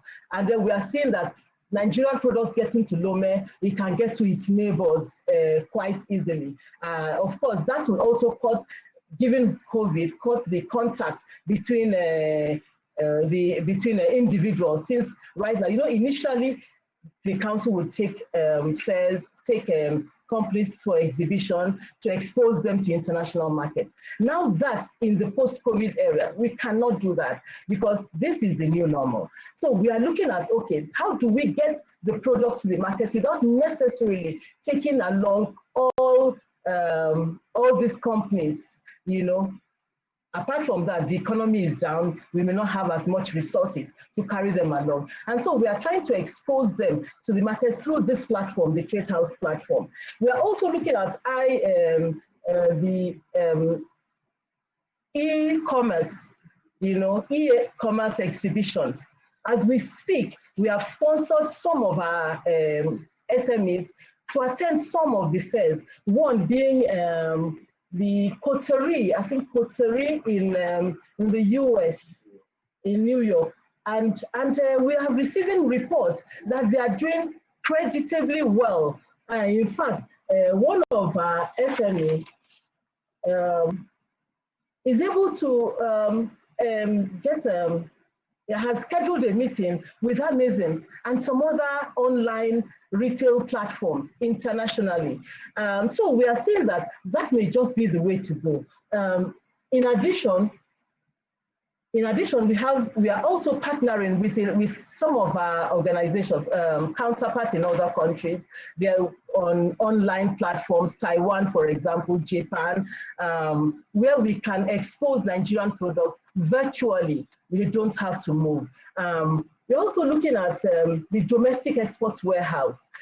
We discovered that sometimes when people have, from the producers, let us talk about agricultural products, they don't know how to treat some of these products. And sometimes post-harvest, you find out post-harvest losses, a lot of things go bad after they've harvested or after the farm gate. So we are actually looking at domestic export warehouses. We are starting with Zakibia. We have a yam conditioning center in Zakibia. we are hoping that we will create a lot more common facility centers around the country for different sectors, agriculture and other manufactured products.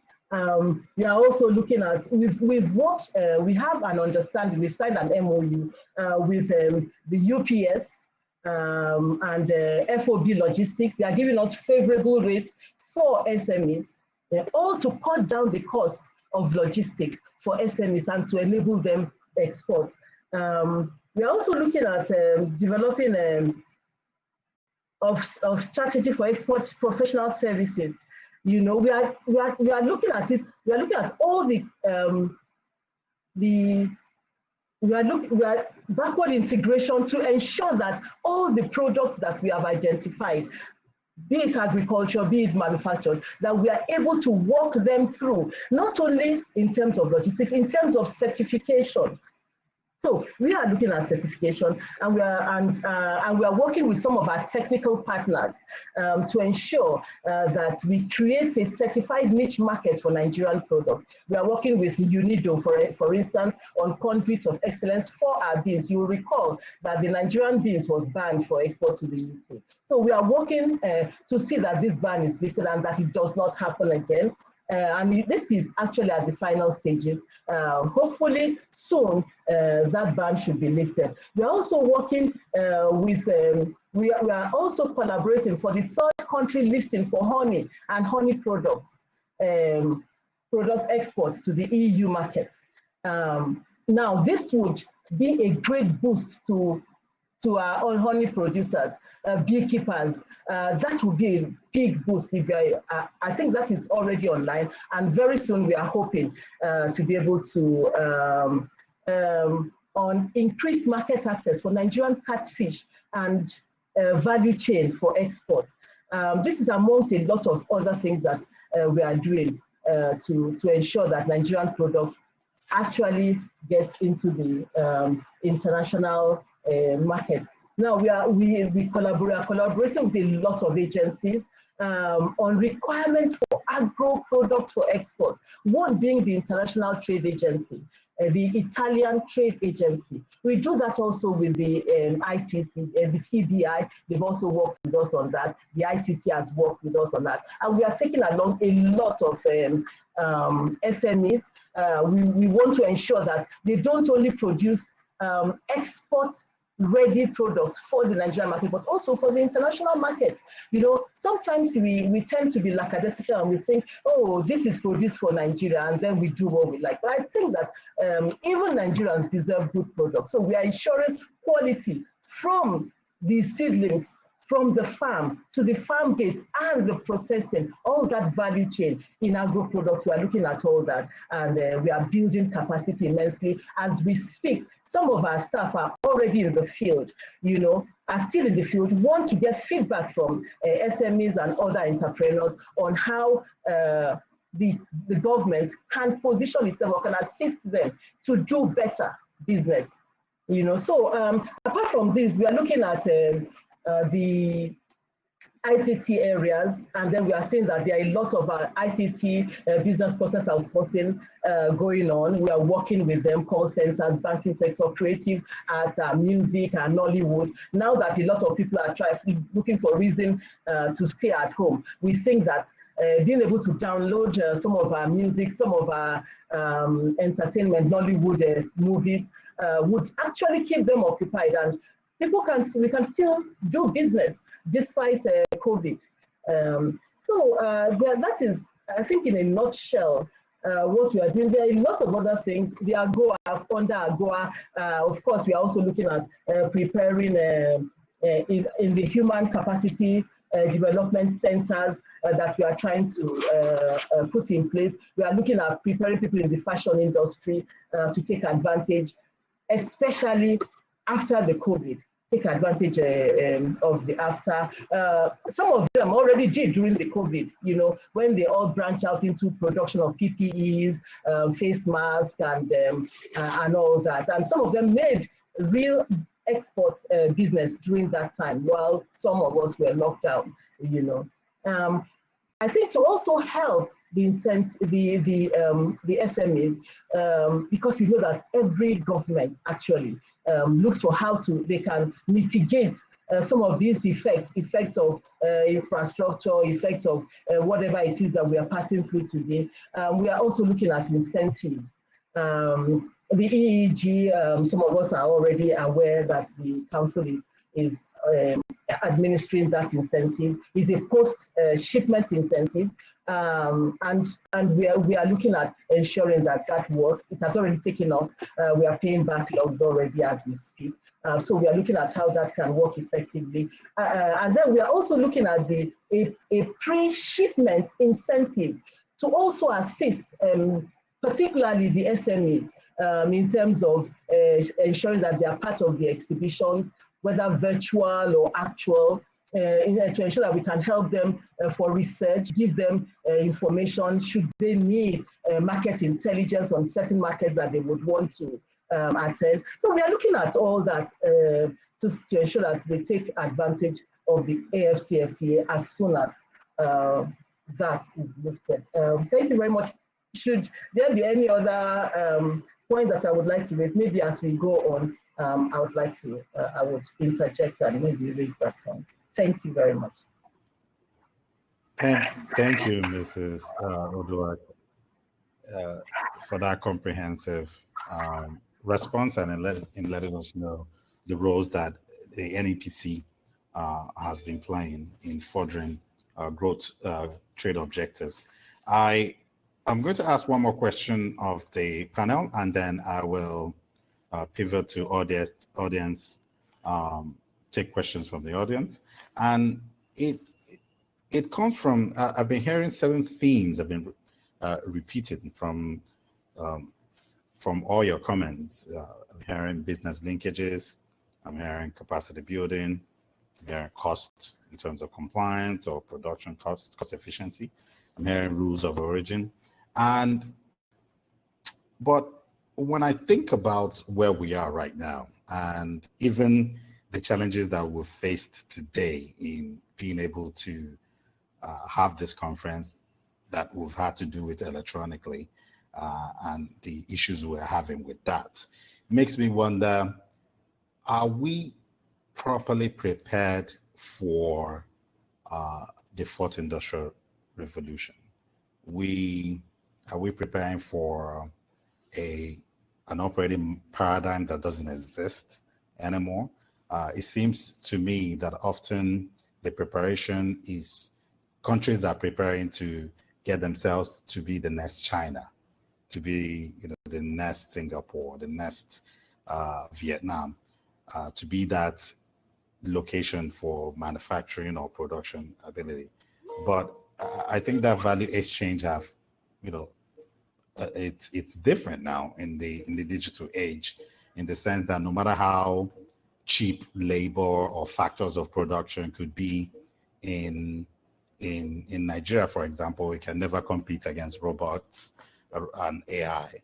And so and even when we come from a production standpoint and think about the issues of rules of origin, and for people who don't know, for the lay people, rules of origin tries to identify how much of a product is particularly made in a free trade area, and therefore whether a tariff applies or not. So to that, I know the agreement takes into consideration trade and services, but are we really, is it informed by the fact that we are in the fourth industrial revolution? And does some of the things we're preparing for, does it still exist? And I'll start with Engineer Ahmed, and I'll have Mr. Anatogo, and then Ms. Uduak. Engineer Ahmed.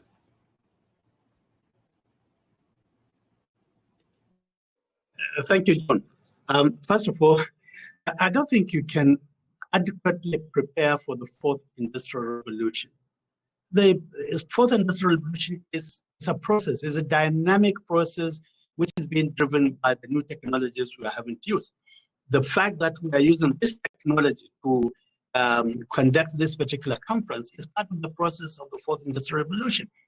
But I think the issue really is not necessarily to ask whether we're prepared, but whether we have the understanding of what we need to do to be fully engaged the fourth industrial revolution, or like to operate into the fourth industrial revolution.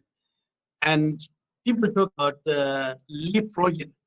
I believe, first of all, it is not going to be easy to just jump from one ecosystem of production and trade to another. What you do is that you immigrate over time.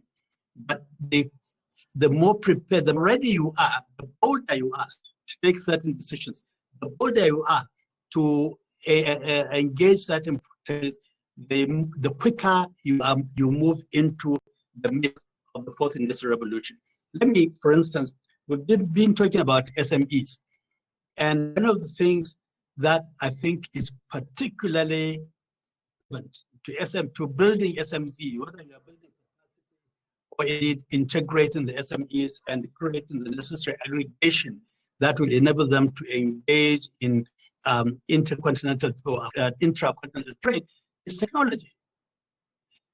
First, you need to make sure that SMEs small producers and the trading, especially intercontinental trade, cross-border trade, is a scale issue.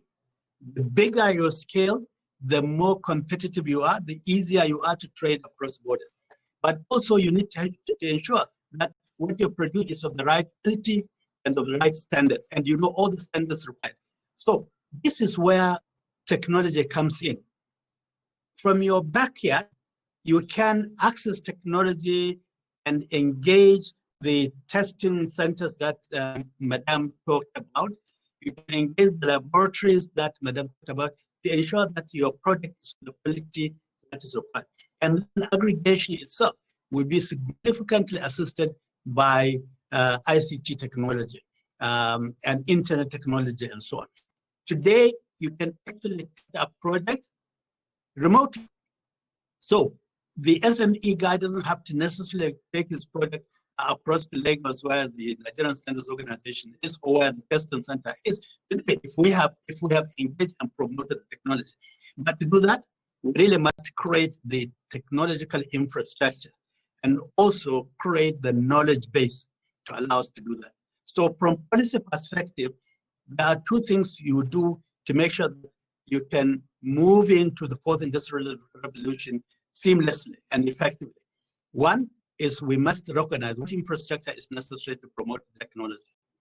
And broad-based, for instance, network is absolutely essential. So we must expand the access to broad-based to infrastructure.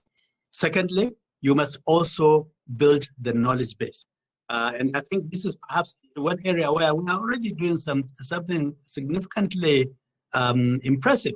You go to Lagos, a lot of people went into the ITC technology, the internet revolution, as it were, and but that has to be supported and organized in a way that creates scale and ensures effectiveness.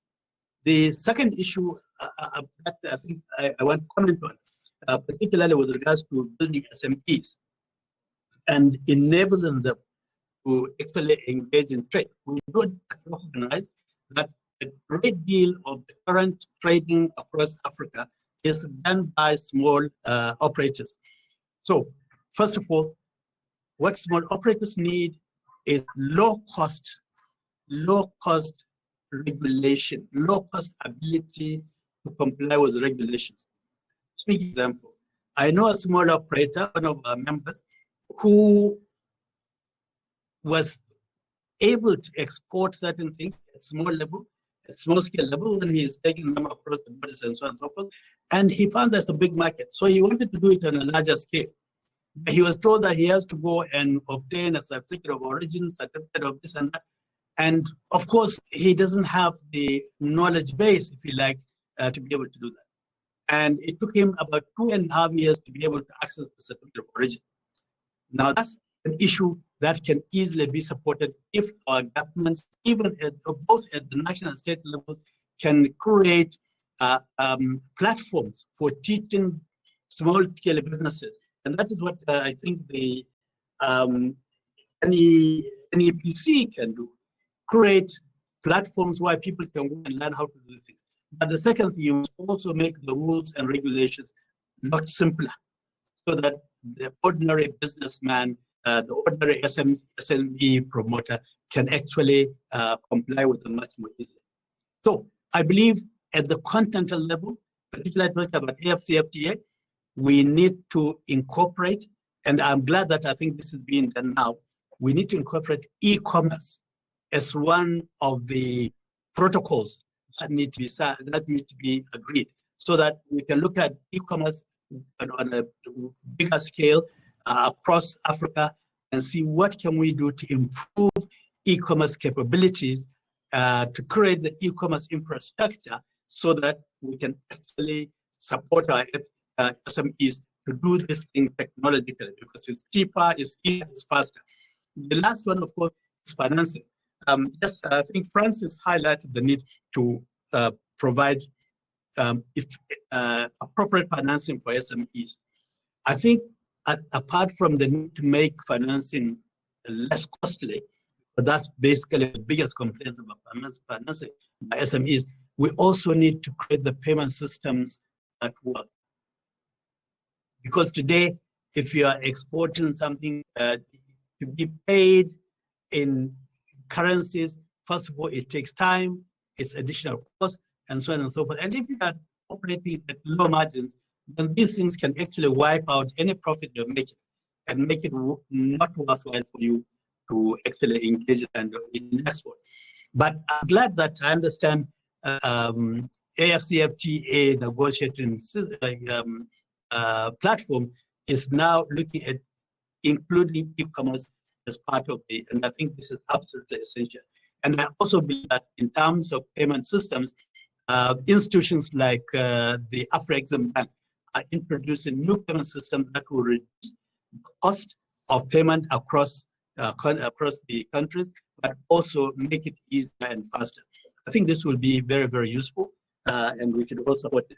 Lastly, I think we need again to think of the trade facilitation infrastructure, both soft and hard, across the continent, and make sure that we improve on this at every level and cascade it down, not just at federal level in Lagos, but also cascade it down the regions and indeed even the states and local government, so that people who really want to engage in trade can do so effectively. Thank you, sir. Now, Mr. Francis, before you respond, I would ask, in the interest of time, for us to be concise, and also for you to take a question from the audience, which is, considering that Britain is exiting the EU, what lessons have been learned to avoid such a situation where countries start pulling out of AFTA in the future? What measures are being put in place to mitigate this? So if you can add this to your response. This came from the audience as well. Thank you. Okay, thank you very much. I think to your question whether we are building for the future or for the past, I think let me start by highlighting what Her Excellency the High Commissioner mentioned, that there's a plan for a UK-Nigeria tech ecosystem. That says it, right? AFCFTA success is about technology. Nigeria, that is an area of strength for us. We have a young population. These are the people these are the tech-enabled people. Now, be it agriculture, be it transportation, be it pharmaceuticals, there is that technology layer to it, and that's an area of strength. Talking about payment systems, in Nigeria, we've got a number of payment systems. In fact, in a discussion with the AFCFTA committee at the CBN, I was actually quite marveled at the payment system value chain that we have operating in Nigeria that we can take to Africa. So yes, I can say that. And for us to, even in terms of making AFCFTA work, making the agreement work, be it in terms of the safeguards, there has to be that technology platform that will provide visibility, that provides, makes it easy for people to interact, collaborate, and take decisions and transact. That's that. And of course, with that technology comes down costs. So that I will leave it at that on building for the future. The answer is yes, we are building for the future. In terms of considering Brexit and AFCFTA, in the agreement itself, there is a provision for anyone that wants to leave. First, there's a provision to amend the agreement every 5 years, and should a country decide that they no longer want to play, they can leave 5 years after an application to leave. So that flexibility is there. But again, going back to the Abuja Treaty, if you look at all the articles of all the objectives of the Abuja Treaty, is about leave no nation behind. It provides for some stability framework to help countries that are not able to go at the pace of others. So if we play by the letters and the spirit of that treaty, there may not be any need. But again, it's about building a community, and we need to stay true to that. And that means we need to build trust among nations, because there's a lot of us versus them. AFCFTA cannot be a zero-sum game. So we need to build trust. We need to build that joint value chains. We need to focus, we need to look at this like businesses. It has to work. Costs need to come down. If transacting from Togo brings down my cost, we go and get it from there. If it is from Egypt, we go and get it from there. It has to work that way. So that political, that vision needs to stay alive. I'll stop here. Thank you, Mr. Anatogo. And I'll stay with you for another question from the audience as well, because it relates more to public policy, and it's around what custom guarantee arrangements are in place to mitigate the challenge of onerous border protocols.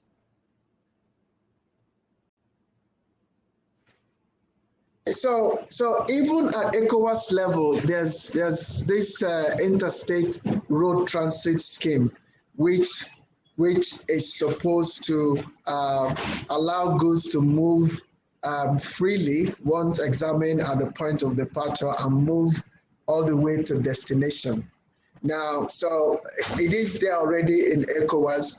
It's not yet working in Nigeria, but in other, some of the ECOWAS countries is already working. It is a project that is being championed by Nexim Bank. It is work in progress, and it is one of the priority projects that we are looking at. And I expect, the AFCFTA agreement has as an annex on transit. So again, implementing the agreement will require us developing and implementing similar arrangements. Okay. Now, bringing down to implementing that in itself also will require some upgrades within custom organizations. I've talked about the technology component. That is one. The capacity building component, capacity component is another one. Technology in terms of infrastructure is another thing. So all these things will need to work together to get us the answers that we need. But again, it will not happen overnight. Recently, there was the Federal Executive Council announced a project, an e-customs project, a major e-customs project. So as this project goes on the way, I'm hopeful that we will start seeing some of the improvements that we've all been clamoring for. Thank you, sir. Now I'll go to Engineer Ahmed, and I would like to hear your perspective from the other side. How your members are experiencing, border protocols, and what may be done to help streamline and alleviate some of the issues that they encounter. Yes, thank you very much. I think the border protocols are very, very important for two reasons. First of all, as most people are aware, our maritime infrastructure is a huge challenge, and it will take quite some time for us to bring it to a level where it will work in the best interest of the economy and of the people. So a lot of manufacturers, and particularly as we have been told, SMEs are exporting through the land borders. And unfortunately, these land borders are not working too well for several reasons. Part of the reason, of course, is that even the ECOWAS protocols that are supposed to make, to simplify this cross-border trades are not working well, because the various governments are not collaborating as well as they should. So I think we've talked about harmonizing trade facilitation arrangements across countries, and that must be taken up seriously.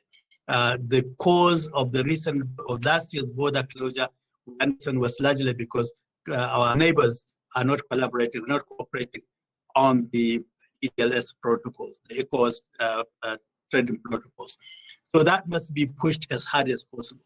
The second, of course, as Francis said, we must create necessary facilities, and particularly necessary technologies and infrastructure to make these border crossings very, very simple.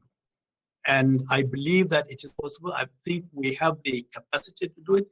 As the Francis has said, the custom has started doing something about this, digitalizing some of the border processes. But I think we need to move at pace and make sure that we can take advantage of the very many available technologies, not just at the land borders, but also at the maritime at the ports, where for many, many years we've been talking about inspection systems that do not need to open up containers and spend 3 days bringing out and putting back items. We must create technology. We must use technologies that work. And these are technologies that have been proven to be worthwhile. Our experiences so far have been very negative. For instance, many of our importers are importing their goods through Cotonou or Togo, because those ports are more efficient than our own. And the process of removing, evacuating your goods through the ports is much, much cheaper. Now, this is competition. And believe me, I am aware that one of the reasons why the police particularly expanded their ports and created new technologies is simply because they see that as an opportunity to provide maritime infrastructure and facilities that will take business away from Nigerian ports. So these are the sort of issues that we need constantly to look at and to address.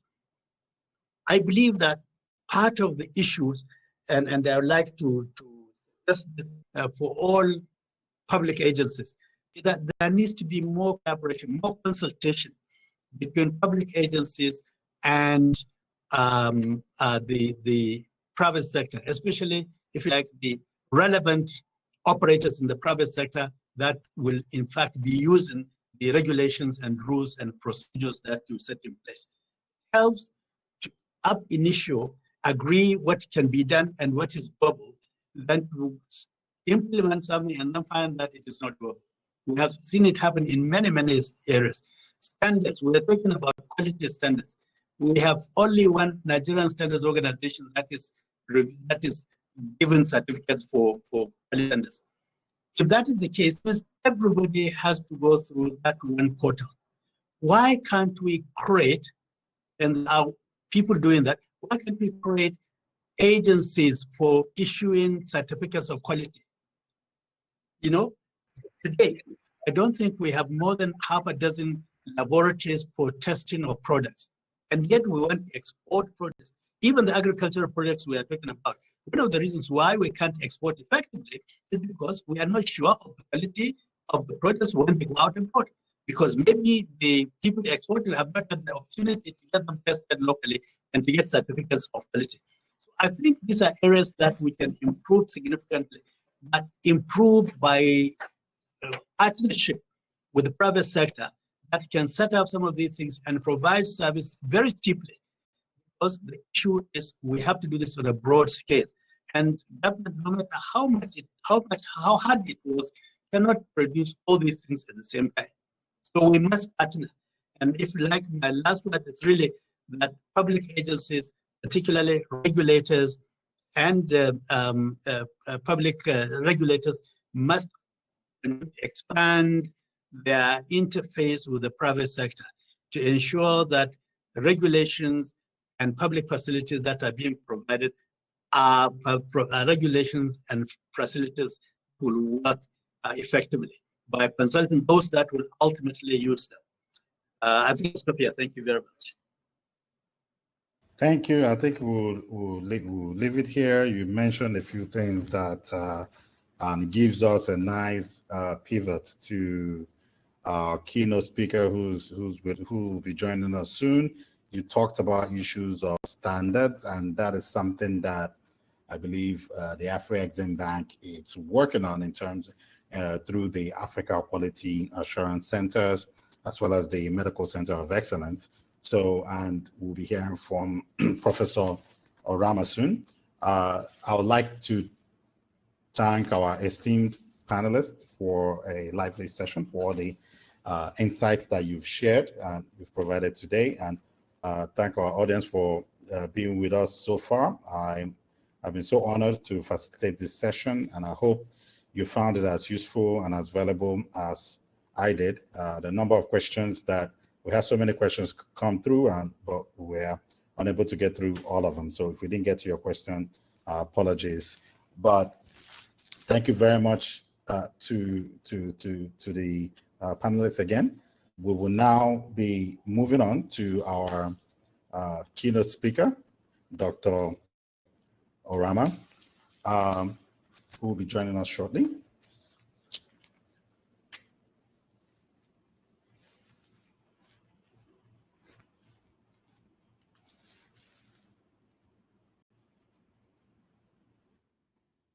Okay. Apply. Thank you. Okay. Can disconnect? Is it? All right. It is my welcome, Professor Orama. It is my pleasure to welcome you to the conference and to this session. I will start. My name is John Owajimogu. I've been moderating the panel sessions so far. A brief introduction of Professor Orama. Professor Benedict Oke-Orama is the president and chairman of the board of directors of the Africa Export-Import Bank, Afri-Exim Bank. He was recently reappointed for a 5-year term in June 2020. He was previously the executive vice president in charge of business development and corporate banking. He has written severally on issues of African economy, trade, trade finance issues, and published a book on the foundations of structured trade finance. Professor Orama will be giving us the keynote speech for this session that just concluded. Welcome, Professor Rama. Thank you for being here. Thank you very much. Thank you very much, John, for this opportunity. And I hope the participants are aware of the technical challenges that delayed my intervention. Let me thank Mr. Follow for the President and Chairperson of the Nigerian-British Chamber of Commerce for this opportunity. I would also like to thank other panelists, Engineer Mansour and others who participated. Distinguished ladies and gentlemen, it is my honor to be here and to talk about the African Continental Free Trade Agreement, a project Afreximbank is fully committed to helping the continent deliver. After over a century of political independence, Africa appears to be finally taking the bull by the horn, standing up on its feet to take its destiny in its own hands. In 2018, in Kigali, Rwanda, African leaders, through a simple ceremony, put Africa on a path that will irreversibly change its economic fortunes. The agreement establishing the African Continental Free Trade Agreement was signed on that occasion.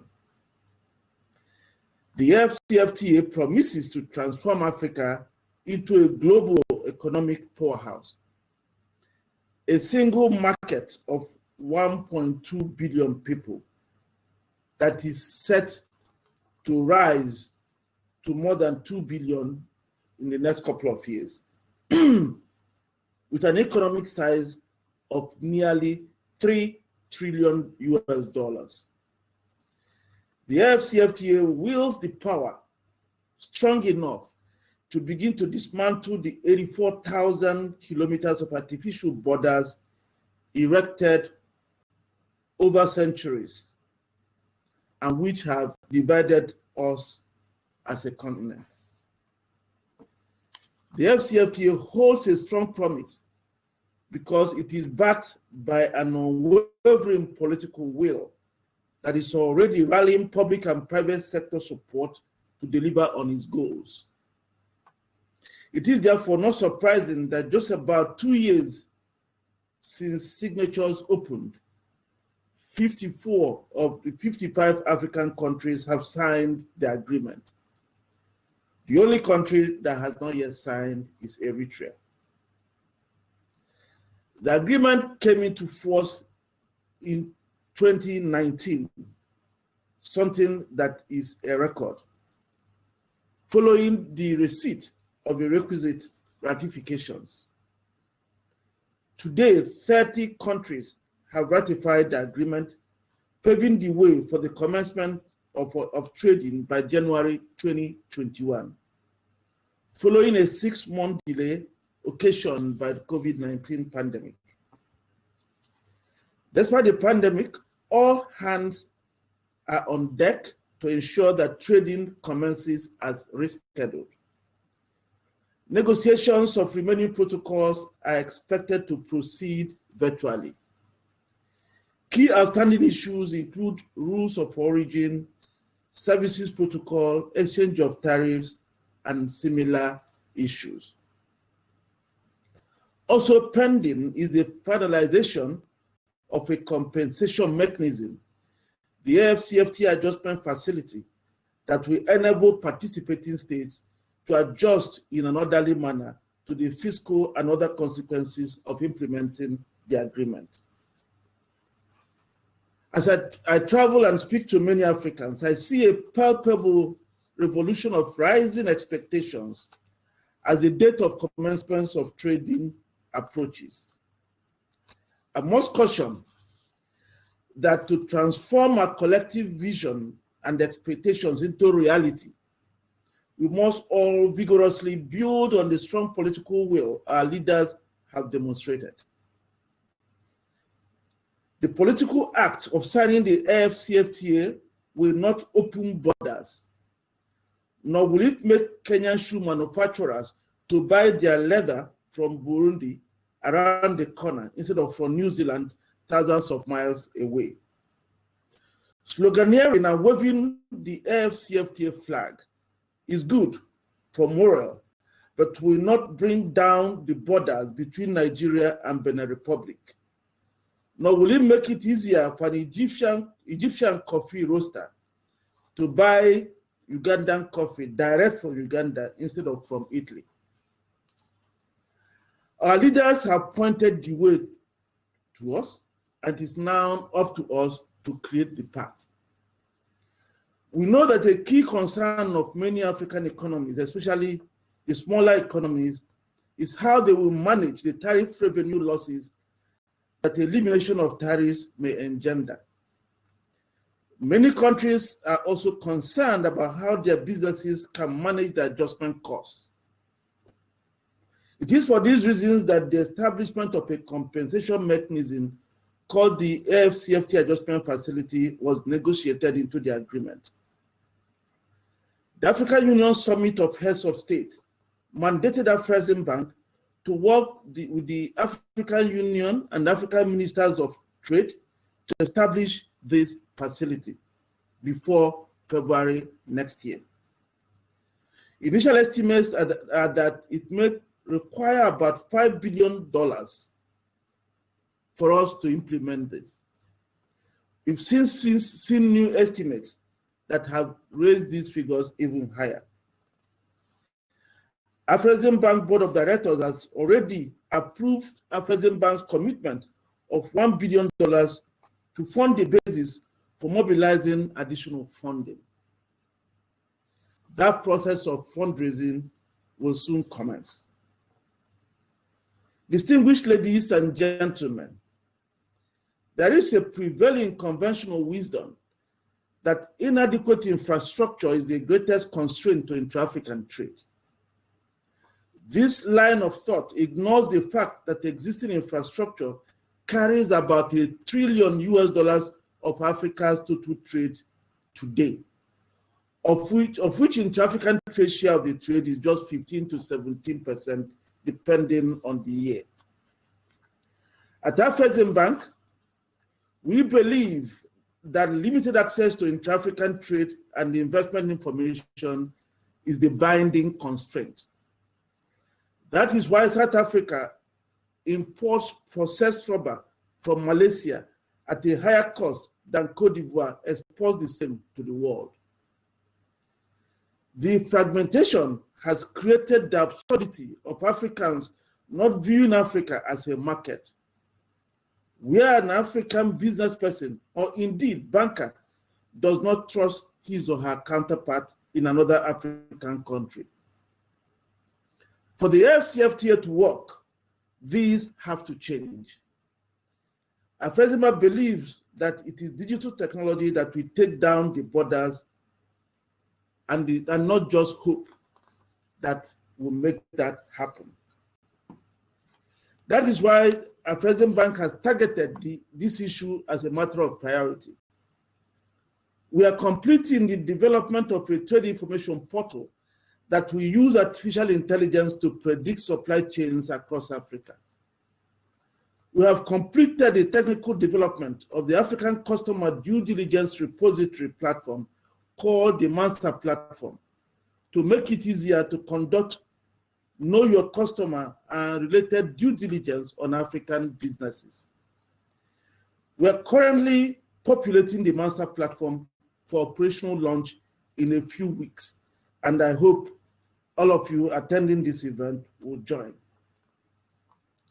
We're also finalizing the development of a trade regulations platform that will aggregate all trade, financial, and investment regulations of all 55 African economies in one portal to ease access and reduce the cost of searching. In 2018, in collaboration with the African Union, we launched the first ever Intra-African Trade Fair, which attracted over 1,000 exhibitors from 45 countries. With $32 billion in deals concluded. I'm pleased to report that almost $30 billion of deals concluded during that period have been implemented or under implementation. The next edition, having been delayed by COVID-19, will now take place in September 2021 in Kigali, Rwanda. We hope all the businesses attending this meeting would avail themselves of the opportunity. We thank the Nigerian Sport Promotion Council, Mr. Wolowo, for his support for this initiative and for Nigeria's active participation. We are confident that all these initiatives will open African markets, improve trust and transparency, while facilitating convergence of rules and regulations critical for regional integration. Another great barrier to intra-African trade is the multiplicity of currencies, about 42 in use across Africa. This has fostered the use of third currencies for settling intra-African trade at great direct cost of about $5 billion a year, not counting the trade it diverts. To ameliorate this problem, Afrexim Bank is working with African central banks to introduce a Pan-African payment and settlement system that will make it possible for intra-African trade to be paid for in African currencies. To make it easier for a Nigerian buying Ghanaian kente to pay for it in Naira while the Ghanaian receives Ghana cedis. A Nigerian booking a holiday in scenic Seychelles can pay in Naira while the hotel operator in Seychelles receives Seychellois rupees. PAPS will start piloting in West African Monetary Zone area as from November 2020, with all the central banks having signed the membership agreement the past few weeks.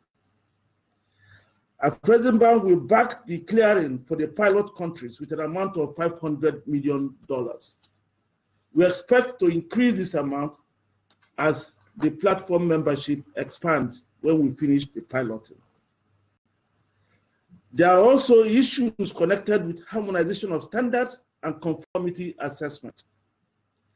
Afrexim Bank is working with the African Union and African Regional Standards Organization under a grant program to harmonize standards across various sectors. The bank is also developing quality infrastructure to ensure an effective implementation of agreed standards. An Africa Quality Assurance Center being promoted by the bank is being developed in Ogun State, Nigeria. Other projects are in the pipeline for Ethiopia, Tanzania, Egypt, and elsewhere. In all of these, financing is critical, not only to support intra-African trade, but also in creating the goods that can enter the trade.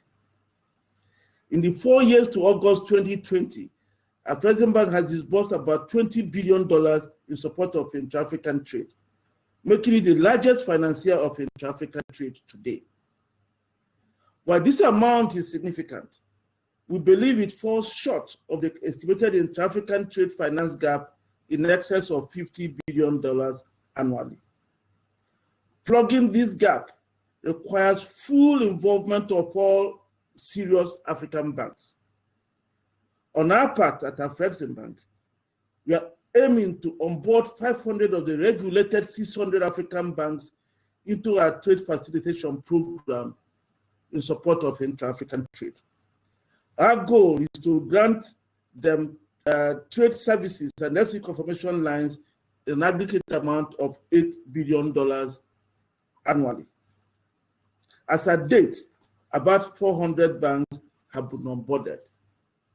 Most of Nigerian banks have actually been onboarded. Being the largest economy by GDP and population, Nigeria stands to gain as average about 10% during the last 3 years. It stands shoulder to shoulder with South Africa as the top providers of intra-African investments. Nigeria's financial institutions, as commercial banks and insurance companies, have made bold entries into several African markets. Nigeria's entertainment products have found their way to several homes across the corners of Africa and beyond. East textiles and fashion goods have also found themselves into wardrobes of most countries in Africa and beyond. Nonetheless, these remain a far cry from Africa for Nigeria's potential in the context of intra-African trade. Instead of finding faults with the AfCFTA, Nigerian businesses should strategize on how to optimize its benefits. With the emerging Dangote refinery and the petrochemical plant, with the huge cement manufacturing capacities in Africa, from those of Dangote, Bu and others, the country's leadership in the creative industry, and strides being made in the production of different kinds of goods, including agricultural products. Nigeria should be the flag bearer of the AfCFTA. This conference has strategic significance because it recognizes the importance of global partnership in the realization of the goals of the AfCFTA. The many years of historical relationship between Britain and France and Africa is still fresh in our minds. The UK was a reassuring post-independence development partner to most African countries. The relationship has, however, tapered since the 2000s. UK's share of Africa's trade declined from 8% in 2001 to under 2.5% in 2019. UK's export to Africa at $11 billion in 2019 was at the same level as it was in 2004. Similarly, its imports from Africa at $16 billion was less than the $20 billion reported in 2006, reflecting more than a decade and a half long stagnation of UK-Africa trade and investment relations.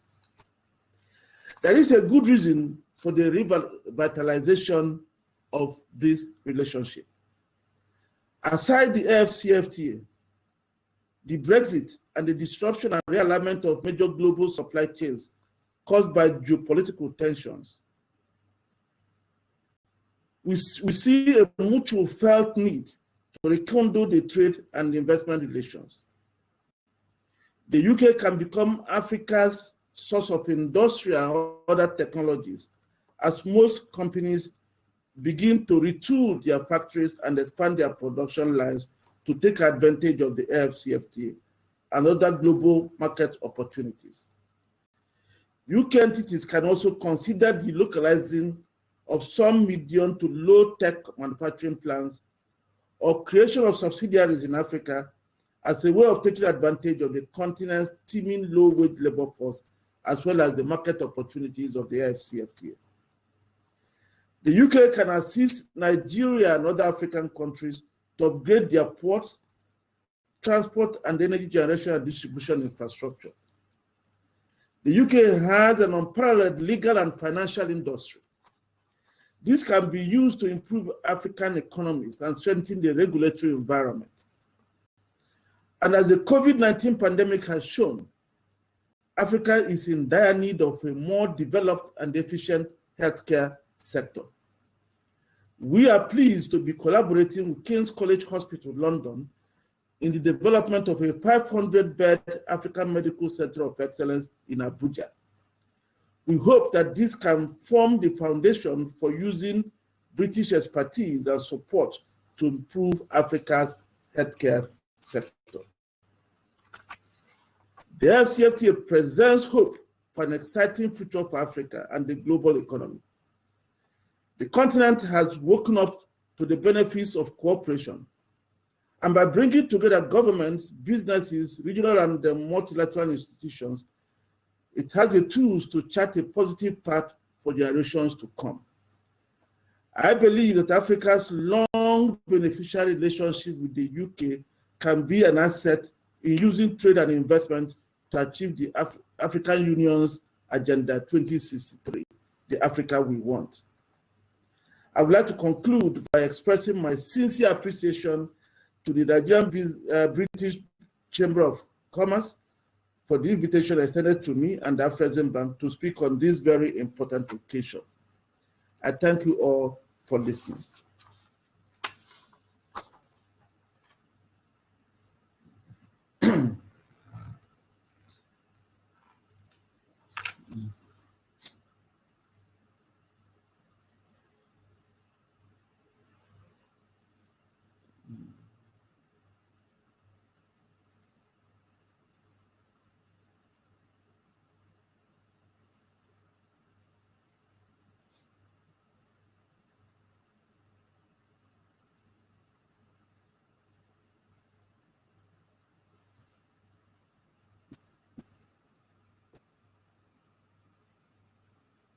Hello, John.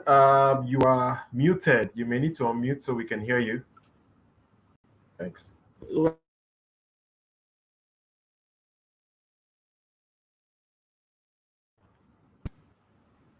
Hello. Yes, we got John. Professor Rama, thank you for your contribution. I was actually speaking to John. For some reason, we can't hear you. So, John, you may need to unmute, please.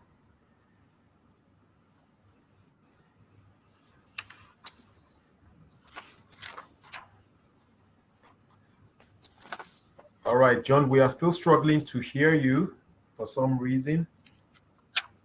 Or is it just me? No, I can't hear him. Okay, John, apparently there must have been a problem. Professor Rama, thank you so much. It's always a pleasure to hear you. Thank you so much for your contribution, as always. Your passion for Africa and, of course, finance across Africa is palpable. Thank you so much for joining us this afternoon. All right, on that note, actually, we are done with this segment of the program today. The Africa Common Free Trade Area is something that we continue to press into, and COVID or no COVID, we are moving forward.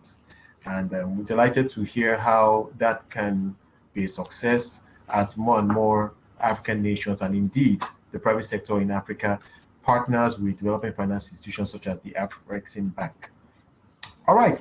So on that note, we'll be moving on to our next plenary session, and for that we're going to have Mr. Lami Adekola, Acting Country Director and Investment Officer at the Department for International Trade, the UK Department for International Trade. He will be moderating that session. But just before that, I want to just remind you all to please participate in the polls. You would see to your right of the screen, there is a poll field. Please click on it and please share your thoughts about your experience and some of the questions that have been put there. I also want to remind you to check out the exhibition and use the networking field as well to